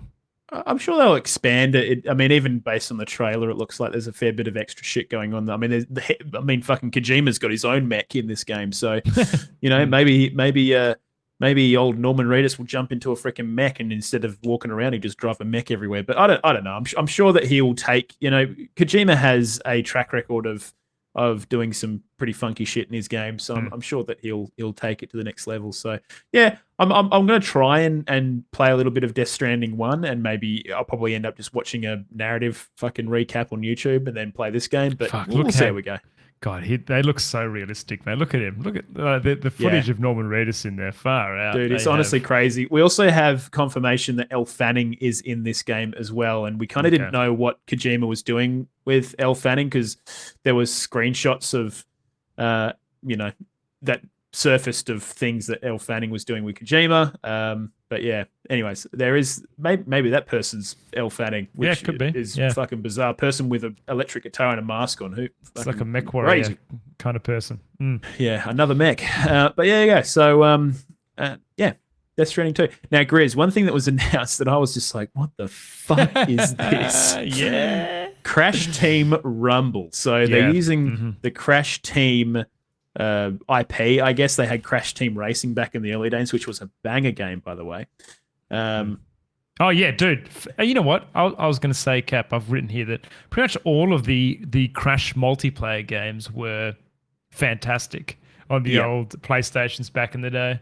Very enjoyable. Do we know this is a multiplayer game, right, Cap? Is that what this is getting at? Yeah. To be honest, dude, this looks like Crash Bandicoot's take on a MOBA. Yeah. Oh, really? Yeah. Well, I mean, yeah, that's what it dude. kind of looks like to me. It kind of looks like Smite. Like a baby's first Smite, basically. So, Okay. I don't know. They might be taking the genre slightly in some slightly more interesting directions in terms of taking it out of the lane-based combat and maybe having some more kind of, I guess, traversal stuff. Because I mean that's what Crash Bandicoot's kind of known for, right? Running around and jumping on boxes and shit like that. So absolutely. Yeah. maybe something closer to like Pokemon Unite kind of thing. We definitely seem two teams verse. So it's obviously a 5v5, something like that. So Cap, what is this coming to? Do we know? Is this going to be Well, isn't platforms? Crash 'Cause we- Bandicoot owned by Microsoft now? Yeah, we have all the Crash Bandicoot games. Most have been remastered now and available on Steam. I'm pretty sure. It's And the more Steam. recent iteration did really well, I think, sales-wise. So I'm not super surprised this game's coming out. I kind of thought they'd just do another Crash Team Racing, but if anything. But yeah, this game kind of threw me a little bit. I kind of thought I just can't see this game being popular beyond the first month of release. Yeah. And will it even be popular after release? Maybe that's me being kind of I don't know. Well, it's coming pessimistic, but 2023, still. Cap, but we basically don't know any details about it, mate. So Yeah. we shall see. We'll Wait get and more. see, Looks I like guess. it's coming to Yep. all consoles as well. But there you freaking go. Now, Grizz, we had another game that was announced by a very renowned developer. Yep. The makers of Celeste are bringing us a game called Earthblade. Now, art style's very similar again. Yep. But it looks more combat driven this time. Which I am all there for. And it's actually interesting. When I watched this, I didn't actually realize there was combat in it first. But speaking to you, Cap, you said there is combat, Grizz. And that was one thing that I think, Celeste truly was just a true platformer.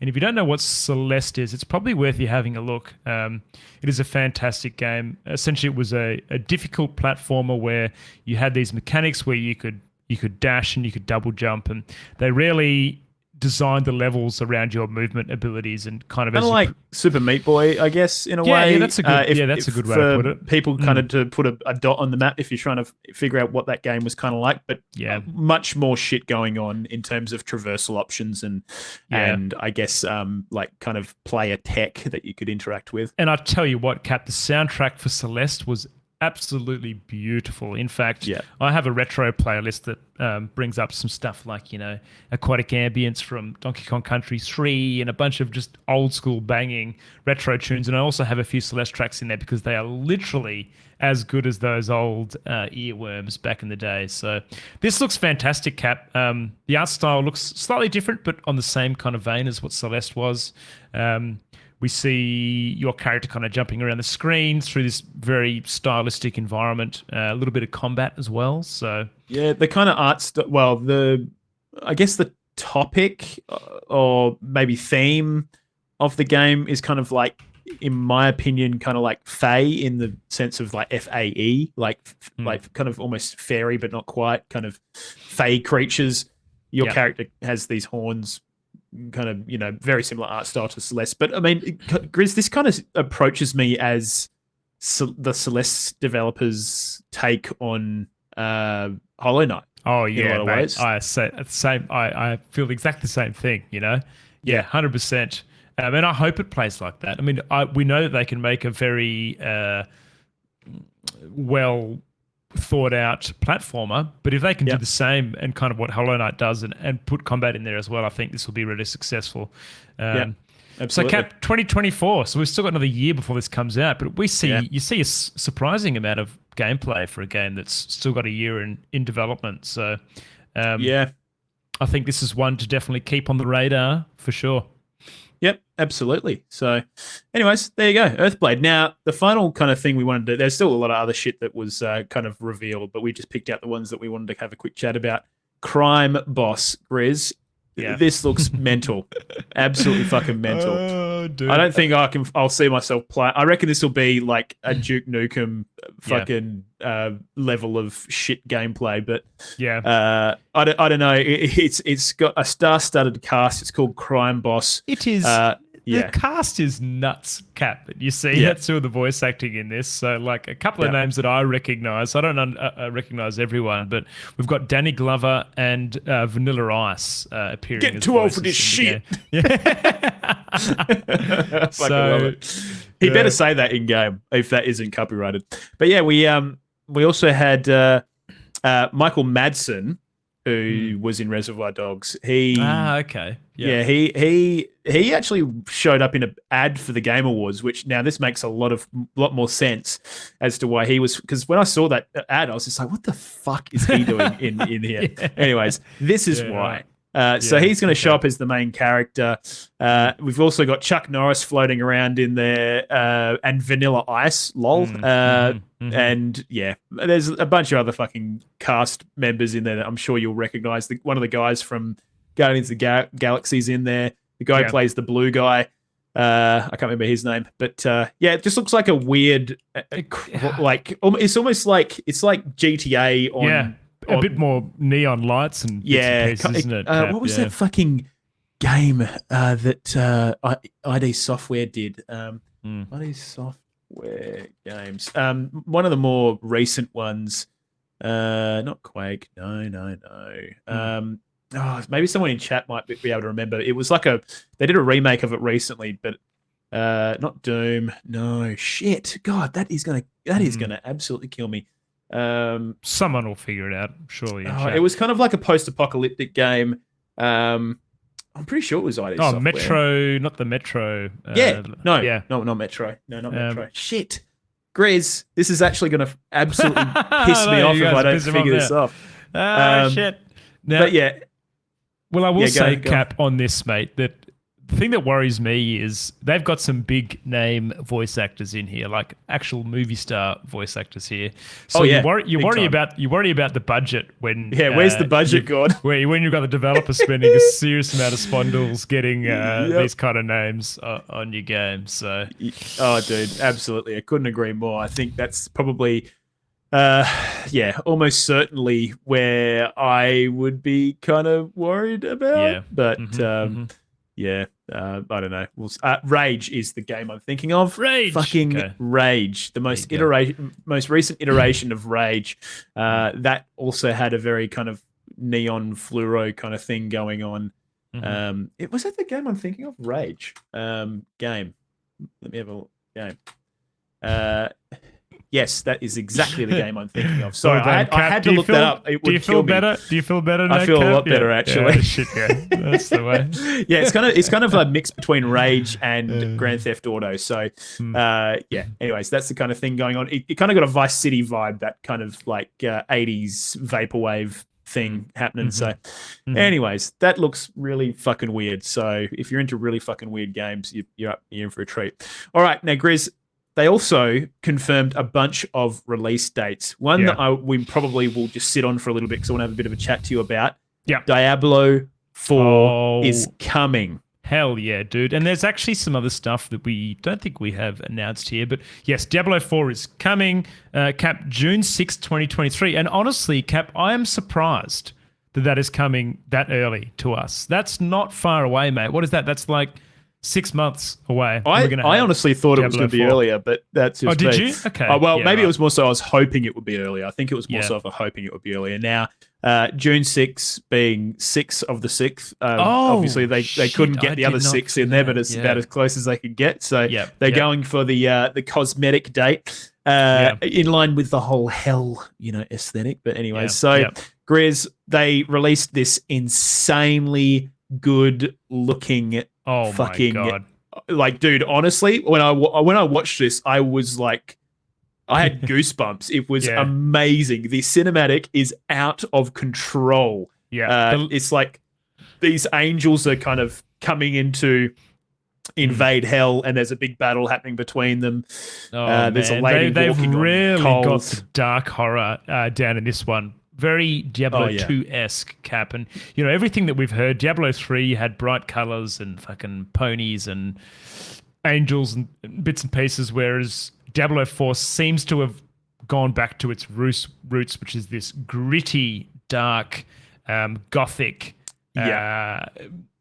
gruesome game. So Oh, yeah. dude. And it looks so cool. Like the trailer's got like, it's set in hell and hell's just vaguely illuminated by this just very vaguely illuminated by lava, and you've got all these demons running towards these angels, and then I can't remember what the main angel's name is, but Tyrael, I think, isn't it? Tyrael? No, this one isn't Tyrael. He's a different one. I can't remember his name. Okay, yeah, right. He's leading these this attack, and he just kind of he sees Lilith, who's the antagonist of this next game, and flies to her basically in the midst of the battle, and all the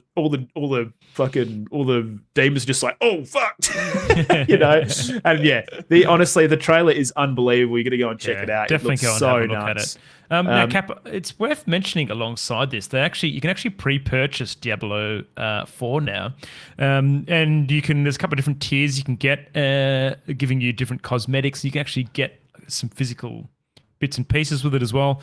I haven't got it in front of me, but I know that you can also get mounts depending on which one you purchase. Yeah. So should we kind of go through the things, Grizz? Should we do that? Yeah. Do we have it? Oh, you have linked. Have you linked it there? I've got the link here.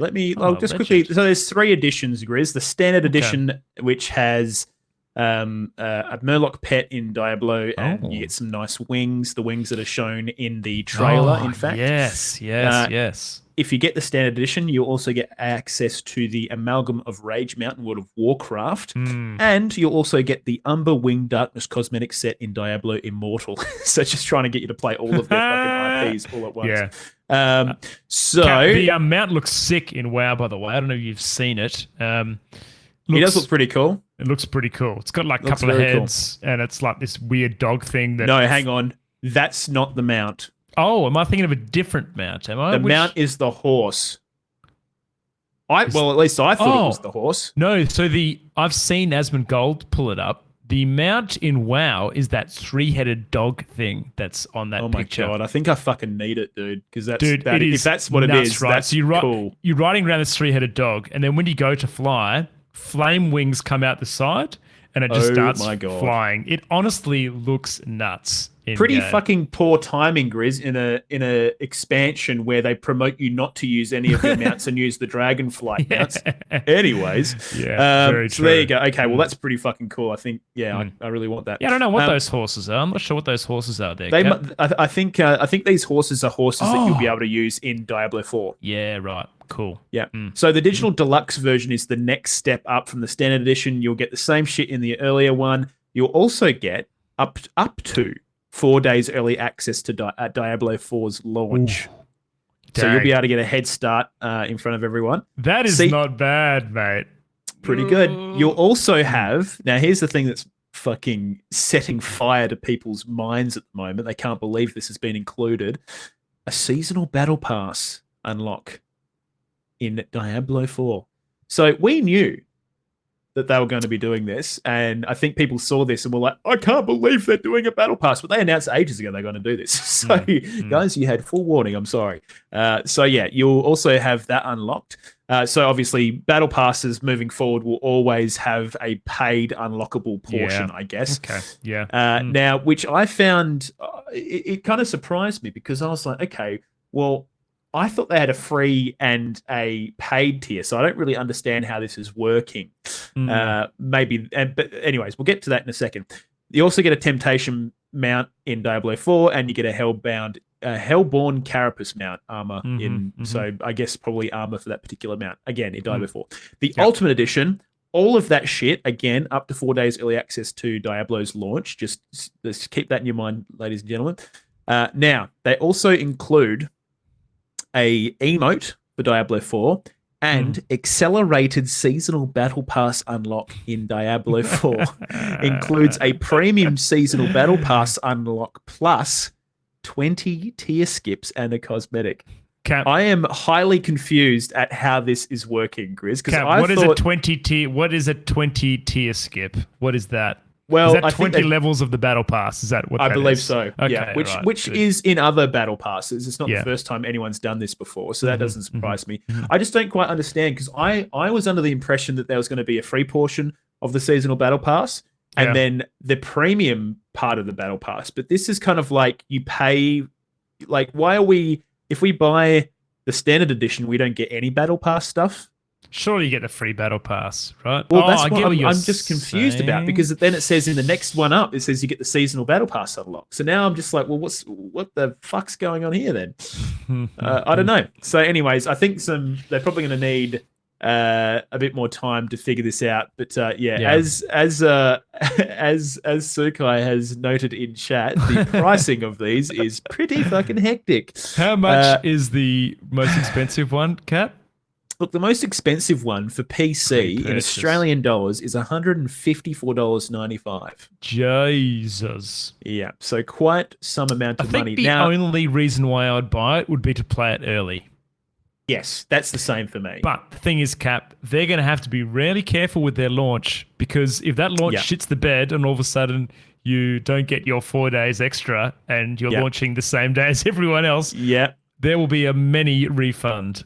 Well, they do say, as one of the little hidden, like, small points here, it says up to 4 days based on estimated access, actual playtime subject to possible outages and applicable time zone differences. Yeah, they're protecting themselves Yeah. a little bit, aren't they?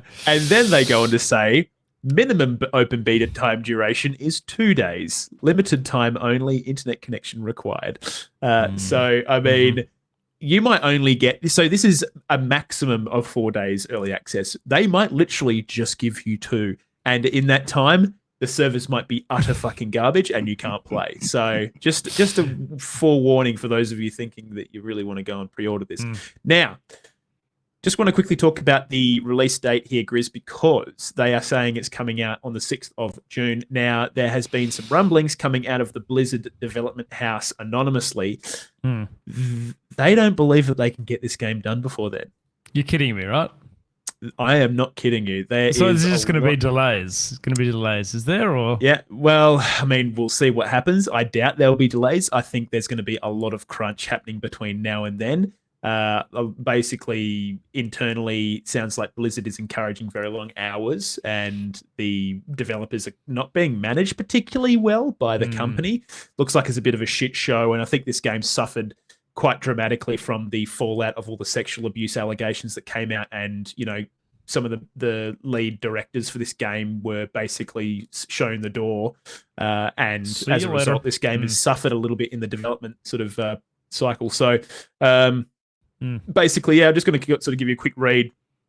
Basically, the company is offering a variety of incentives to keep their employees at their desks. These range from $25 DoorDash credits for employees who work over 10 hours a day to gain in company stock shares after the game ships. So, Okay.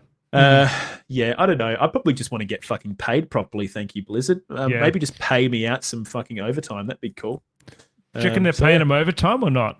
And No, that's literally what they're doing. They're giving you an option of stocks if you work a certain amount of overtime, or $25 DoorDash fucking Uber Eats cards, okay, basically. alright. So, well, the yeah. things I've seen, the game looks pretty good. It does get me excited, but yeah, shit. I hope. Yeah, I don't mind if they push it back. Just fucking give me Diablo 4 that isn't full of microtransactions, please. Yeah, they're going to be fanging to try and get this out on time. So, anyways, we'll see what happens. All right, Yeah. so there you go, Diablo 4. Now, Grizz, we won't kind of linger too long on these ones. I'm just going to kind of throw them out there. Yep. We have Street Fighter 6 coming on June 2nd, 2023. They showed a bunch of shit from the new game along with a bunch of new characters. People were getting pretty fucking excited for that. I think they showed one of the characters' mum or some shit. I don't really know much about Street Fighter. But yeah, people are freaking excited for that. It's coming. They also Yeah. showed Suicide Squad. Now that game is going to have the late is his name Kevin Conroy? Now I'm just going to double check that because I don't want to fuck this up. Yeah, Suicide Squad. Is there a new Suicide Squad movie or something coming, Cap? Why are we seeing video games come out such a long time after the movie I think release? people just want to play fucking superhero video games. So, Yeah. But anyway, so Suicide Squad's going to have the late Batman voice actor Kevin Conroy as Right. the Batman role. That was pretty freaking cool. But I will say, his voice sounded great.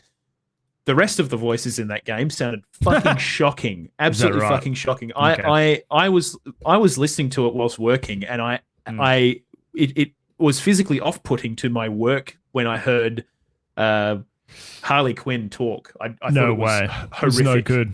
No, it was Is that bad. right? It was real. Well, in my opinion, it was quite bad. So there you go. Suicide Squad with some incredible and also bad voice acting coming to Yep. you at 26th of May 2023. Now, Horizon Forbidden West, one of the most highly Ooh. nominated games of the Game Awards 2023, Nominated, and won yep. absolutely fuck all. It has got its Burning Shores DLC coming April 19th, Cap, 2023. did we know there was DLC for this? Did we? I hadn't seen it. I assumed that they're going to do a DLC. I mean, they did it for Yeah. the last game. Yeah. Now, funnily enough, the last game they did a snow area, and this game they're doing a lava area. How Cap? so How yeah. do the DLCs work for PS5 games, mate? Do you go and buy a physical disc, or is it a digital No, thing that you just digitally download it, I believe. did you download it? Yeah. Okay. Yeah. Okay, Yeah. that's cool. Yeah. Right. But yeah, so there you go. So now it was interesting because they said in the trailer for this that it's going to be a PS5 exclusive, which I'm like, okay, so they're kind of alluding to the fact that Horizon Forbidden West will be on PC soon and it will never have the DLC on it. What does that mean? Because obviously we've now got Horizon Zero Dawn on PC with the DLC. Yeah. Are they Yeah. insinuating that this particular DLC will never come to Is it PC? timed exclusive for PlayStation? Maybe. Well, yeah, absolutely. I mean, it is an exclusive game currently on PlayStation, but yeah, I just thought the wording was really weird. But yeah, anyways, a little bit about this DLC. You basically, Aloy is flying a pterodactyl machine to what is effectively Los Angeles. You see the Hollywood sign and a big machine kind of crunch the Hollywood sign, and there's lava fucking everywhere. So yeah. Nice. It looks like more Horizon Forbidden West. So there you go. Pretty good.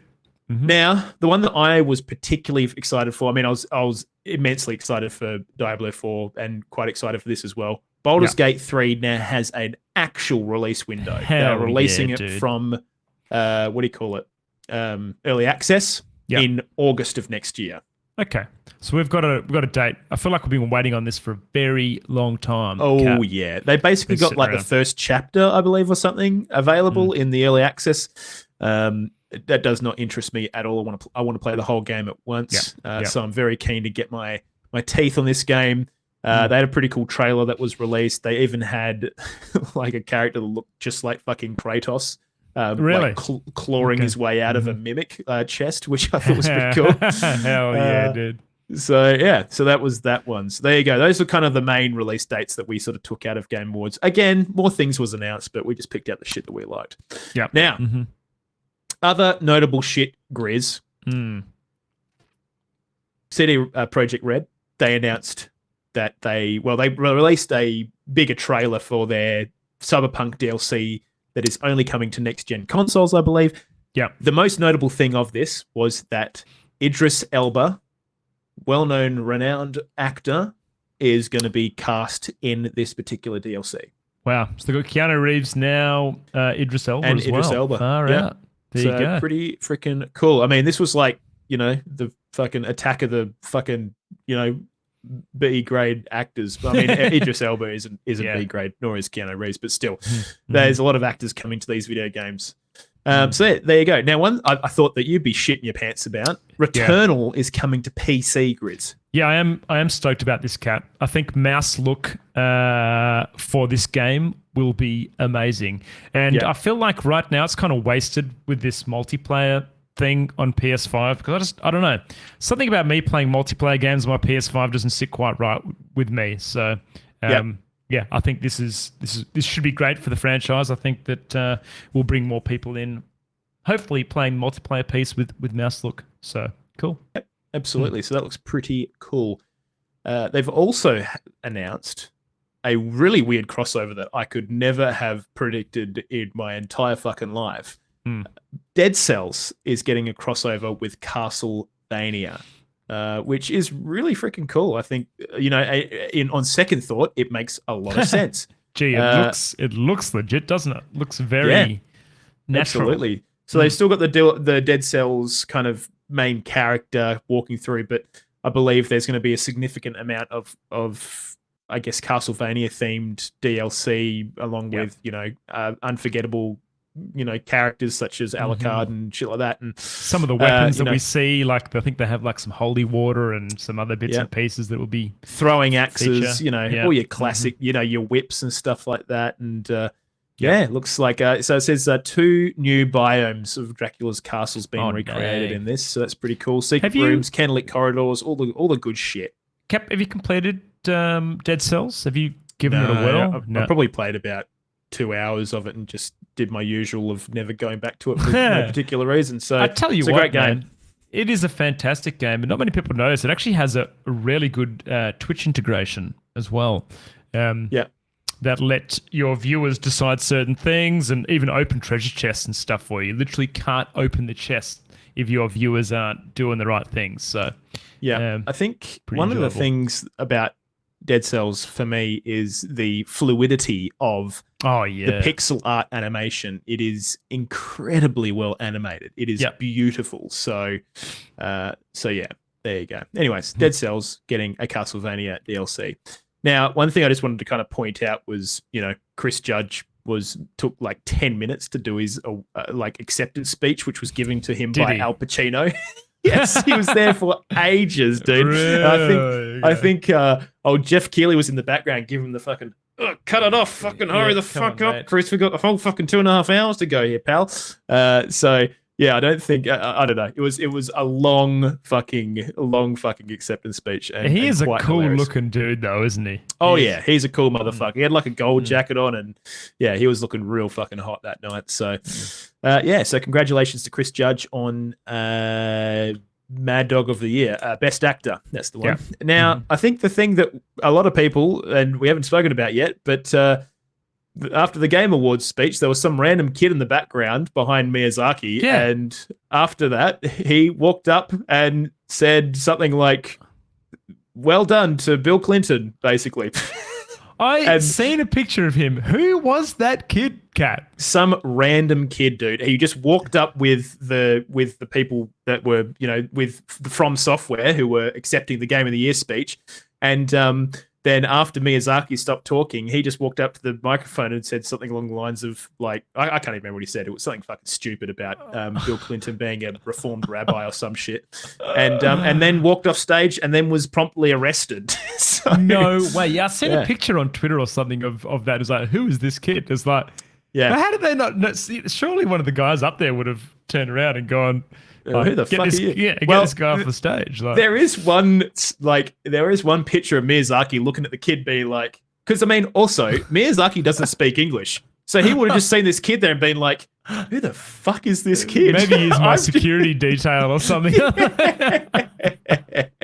So, anyways, that was I mean, honestly, what a fucking idiot, but also, wow, what a bizarre thing to happen during the Game Awards. I think Jeff Keighley probably wouldn't have minded the controversy much, but there you go. A little bit of weird shit happening. Now, it does also look like that kid was on InfoWars once upon a time with Alex Jones when he was about 12 years old, just as a little side fact for you guys listening at home. Right, okay. So yeah, weird kid. But yeah, anyways, But yeah, look, a lot of other shit was kind of announced and revealed and shown at the Game Awards 2022. But look, we just sort of gave you guys the things that we thought stood out the most. So there you go. Now, one thing that we did ask, now we always ask every week, is we come to you with a cheeky OGR poll. And if you want to go and vote in this week's poll, you can do so by going and following us on Twitter. Twitter.com/OGR show. This week, we wanted to know what people would grade the Game Awards 2022. We gave the options A, B, C, or D, just like your classic school report card. Now, Grizz, do you want to go through the options and what we got? Yeah, absolutely, Capo. So we had 8.3% thought it was terrible, gave it a D. 16% thought it was okay, gave it a C. 33% gave it an outstanding A. I was one of those, and it sounded like the majority of people, Cap, Thought it was a B. So good, above average, but not fantastic. Now, Cap, my take on this was Game Awards, yeah, banging. I actually thought it was fantastic. All the releases that we saw, Hades 2 has got me really excited, Star Wars as well. I think Judas, honestly, looks great as well. And then Earthblade from, what is it called? Celeste. Yeah, devs the Celeste coming. devs. Yeah, I think there's a lot of stuff to look forward to next year, and then obviously absolutely.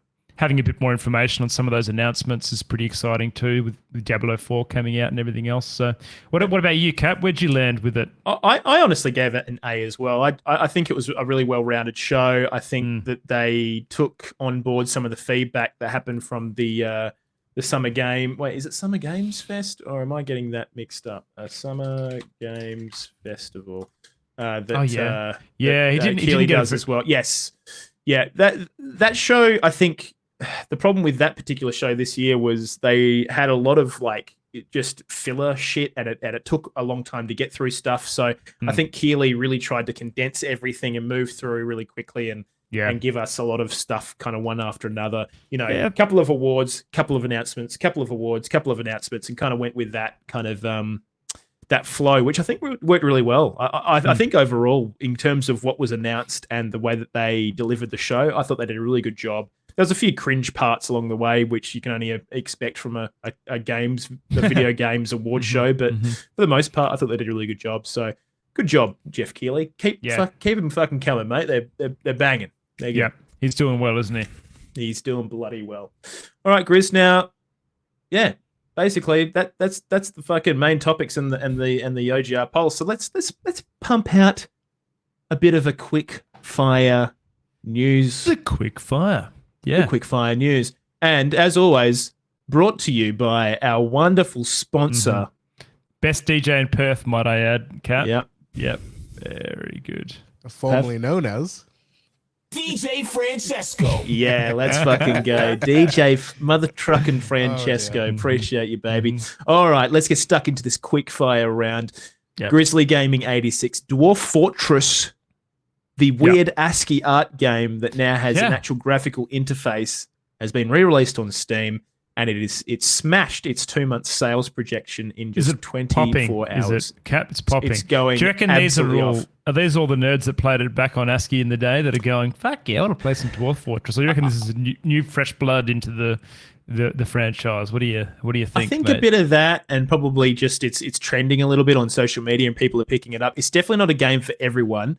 I think really have a good look at this game, whether you really want to take a dive into Dwarf Fortress. Now, basically, one of the devs said, just shared a tweet saying they hired an economist to look at their data and try and figure out how many expected sales they should make in 2 months, which was 160,000 units in 2 months, and they smashed that in 24 hours.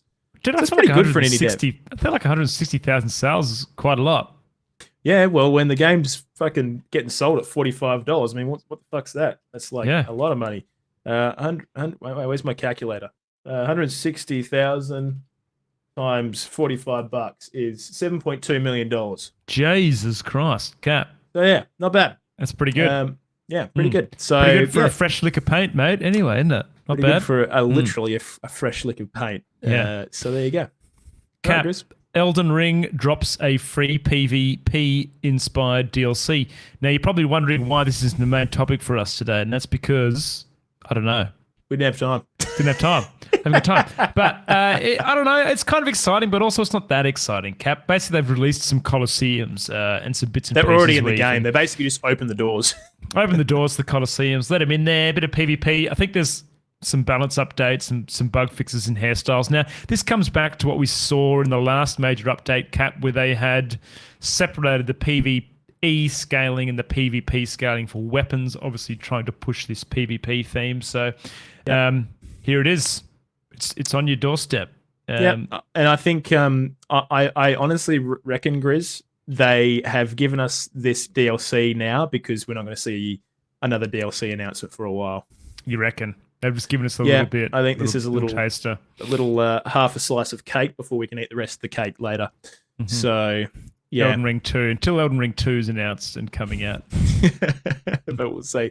All right. Now, probably, well, I mean, we kind of had rumblings about this last week, but the Federal Trade Commission is working to actively block giant Microsoft Corp from acquiring leading video game developer Activision Blizzard. Oh, wow. So, yeah, the FTC is legally looking to stop that, basically. It believes that there's enough to suggest there's some kind of monopolization going on there, and they are looking to stop that $69 billion trade deal. So there you go. Far out.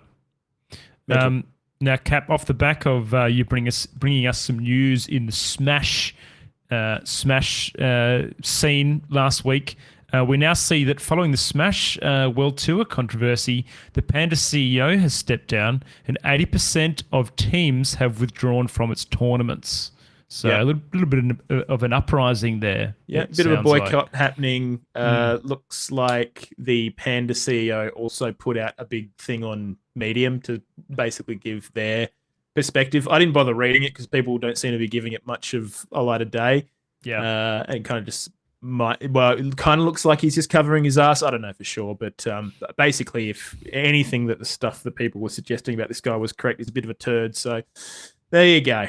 There you freaking go. All right, now the next one, Grizz, is Riot Games are suing NetEase for a blatant Valorant copy. Wow. Yeah. So basically, Riot Games has reason to believe that NetEase has effectively just like cloned weapon stats, characters, and maps, basically, and just chucked it into their own version of a game called Hyperfront. And yeah, some of the characters look remarkably similar. It's actually kind of fucking crazy. Dang. I wonder whether they'll be successful in that lawsuit. Probably. Yeah. Probably, I would say almost certainly. Amazing. So, Riot Games has enough money to pursue something like this pretty hard. So there you go. Well, another bit of controversy, Cap. Sonic creator and Square Enix employees re-arrested for Final Fantasy insider trading. So Tokyo District Public Prosecutor's Office re-arrested former Square Enix employees, including Yuji Naka, this time for alleged insider trading relating to Final Fantasy VII: The First Soldier. There you freaking go. Don't trade on the inside, ladies and gentlemen. You get on the shit with the Japanese authorities. Slap on the wrist. It'll freaking happen. But yeah, anyways, that is our quick fire for the week. It's a bit of a shorter quick fire because we had a lot of main topic stuff this week to do. We did well Game to get Awards. through all that, Cap. That was a banger. Yeah, bit of a longer episode, I think. But yeah, it was good fun. It was excellent fun. So yeah, that's the episode for us this week, guys. I hope you all enjoyed it. As always, tune in next week for our next episode. Again, just want to thank our wonderful Patreons for continuing to support this podcast every freaking week. Appreciate you guys.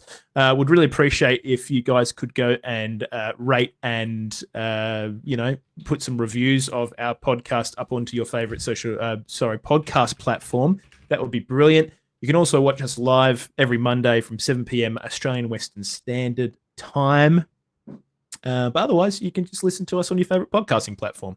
Again, would really appreciate if people could just tell someone about this podcast. It'd be fucking great. Tell your brother, tell your mother, tell someone else.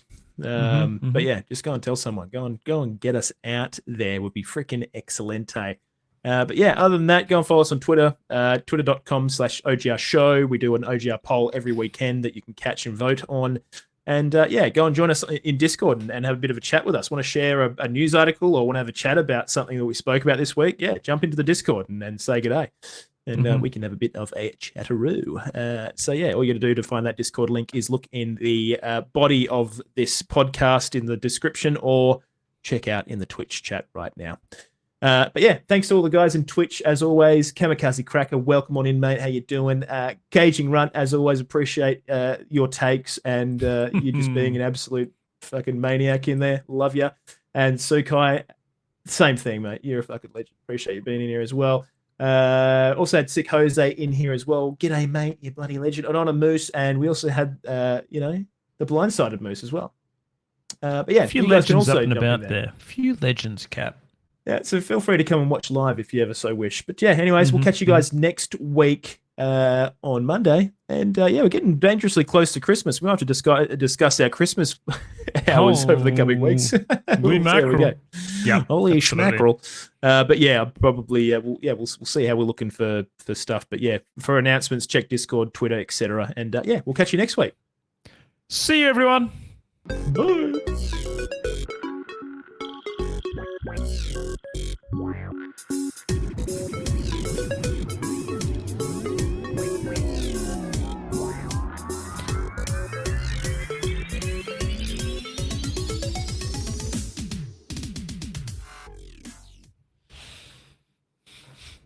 Oh yeah. G'day, good. fellas. Kazi, how are you, mate? It's a freaking rap. How's it DJ going? Francesco. I hate it so much. DJ Francesco. I'm just waiting for you to change it under our noses, Pav. I haven't had time to yet. Too busy. Maybe in season 2. Season 2. Illegal. The people When does want that? it. When does that next season start? Next year? Is that what we I imagine do? next or year. what? I don't think I'll actually change the season on the. Actually, maybe we'll chat about that. Not a big thing, but I reckon we do our seasons by years. Quote Yeah. unquote. I agree. I Which agree, means we sir. only have a couple more episodes. Yeah. Yeah. How are you guys taking time off or going anywhere? Nah, I'm not going anywhere. Actually, I'm going to Albany on the 30th. When is that? Okay, you're probably going to Friday. But then Yeah. I'll be back the next day. I'm going to just go for one night, flying Oh. visit. Jesus Christ. I'm going down there for a gig, Cap, and then coming back. Yeah. Okay. Oh wow. Cool. Well, I think I'm pretty good for every week, and except the 9th of January. January. Where am I? No. Yeah. So I think that's the only time I won't be able to do. So yeah, we can discuss that. Oh, sort it out, man. Fuck, I'm knackered. Yeah. So all right, Let's get the fuck out of here. True random. You know how other podcasts do like banter before and after the show? We are never going to be able to fucking do that. No. We're always like, Unless we "Fucking get me to start bed." earlier. Unless we fucking start earlier. Yeah, fuck Well, that. dude, it takes it out of you, dude. Fucking Yeah, I yarning know. about video games. I know, it's fucking hard. It's fucking really hard. I'm knackered, I'm cagey. Do we have a title, fellas? Yeah. Just call it Big Game of the call it Big Game Awards wrap up. Have we not done Big Game Awards wrap up? We did. What did we do last week? It was similar to that, wasn't it? Wasn't it like our Game Awards predictions 2022 or something? I know, like our yeah. best episode of all time is like a Games Awards game wrap up. That was Gamescom wrap up. Yeah. Okay, Big Game Games Award Game Awards Game 2022 wrap up. I'm laughing at Kazi because he hasn't said it yet and he's just holding back not to fucking say it. I can tell him. He's got it typed out in his keyboard ready to go, but he's just not pressing it. All right, lock it in. Yeah, make sure you watch the VOD, mate. I think you'll really appreciate our take on Elden Ring. It's a little bit different to our usual take. Yeah, Yeah, that's right. VOD will be up by the morning. Do you know what's interesting, Within a few Kazi? If you do really watch the VOD, I'm spoiling it for you, but also I want to mention this, that Cap, Pav and I all scored the exact same amount of points in correct predictions for the Game Awards. Also, I'm starting the raid. Yeah. Okay. Wait, who are you rating? Just saying. Oh yes, excellent. That's fucking nuts. All got to fail. We did. We all got 40% or something. Because I love how we all expected Cap to like excel, but he's just as shit as the rest of us. Oh, did you two excel? For once? Yeah, maybe we excelled, Pav. well, we failed. We got less than 50%. Oh, too good. Well, look, guys, thanks for being here as always. Appreciate you, freaking legend. Hell yeah. Cheers, legends. Hope you guys enjoyed the show. Thanks for showing up every week, guys. You guys are fucking awesome. Really appreciate it. Hey. Oh, peace out, Brussels sprouts. But yeah, go and say g'day to Desane. Oh, what's the Smorks in chat. Smork. Smorks. Quick, get the smokes out. Smoke. Cap's got it. I can see him typing it. He's got it. Fuck yeah, let's go. Too fast, too furious. I can copy and paste that bad boy there. All right, guys, we'll see you on the other side. I'll give you 5 seconds to copy and paste that thing. Adios, but yeah. amigos. Go and chuck that on the other Nice, side. Kazi. Freaking legends. All right. Bye bye. One.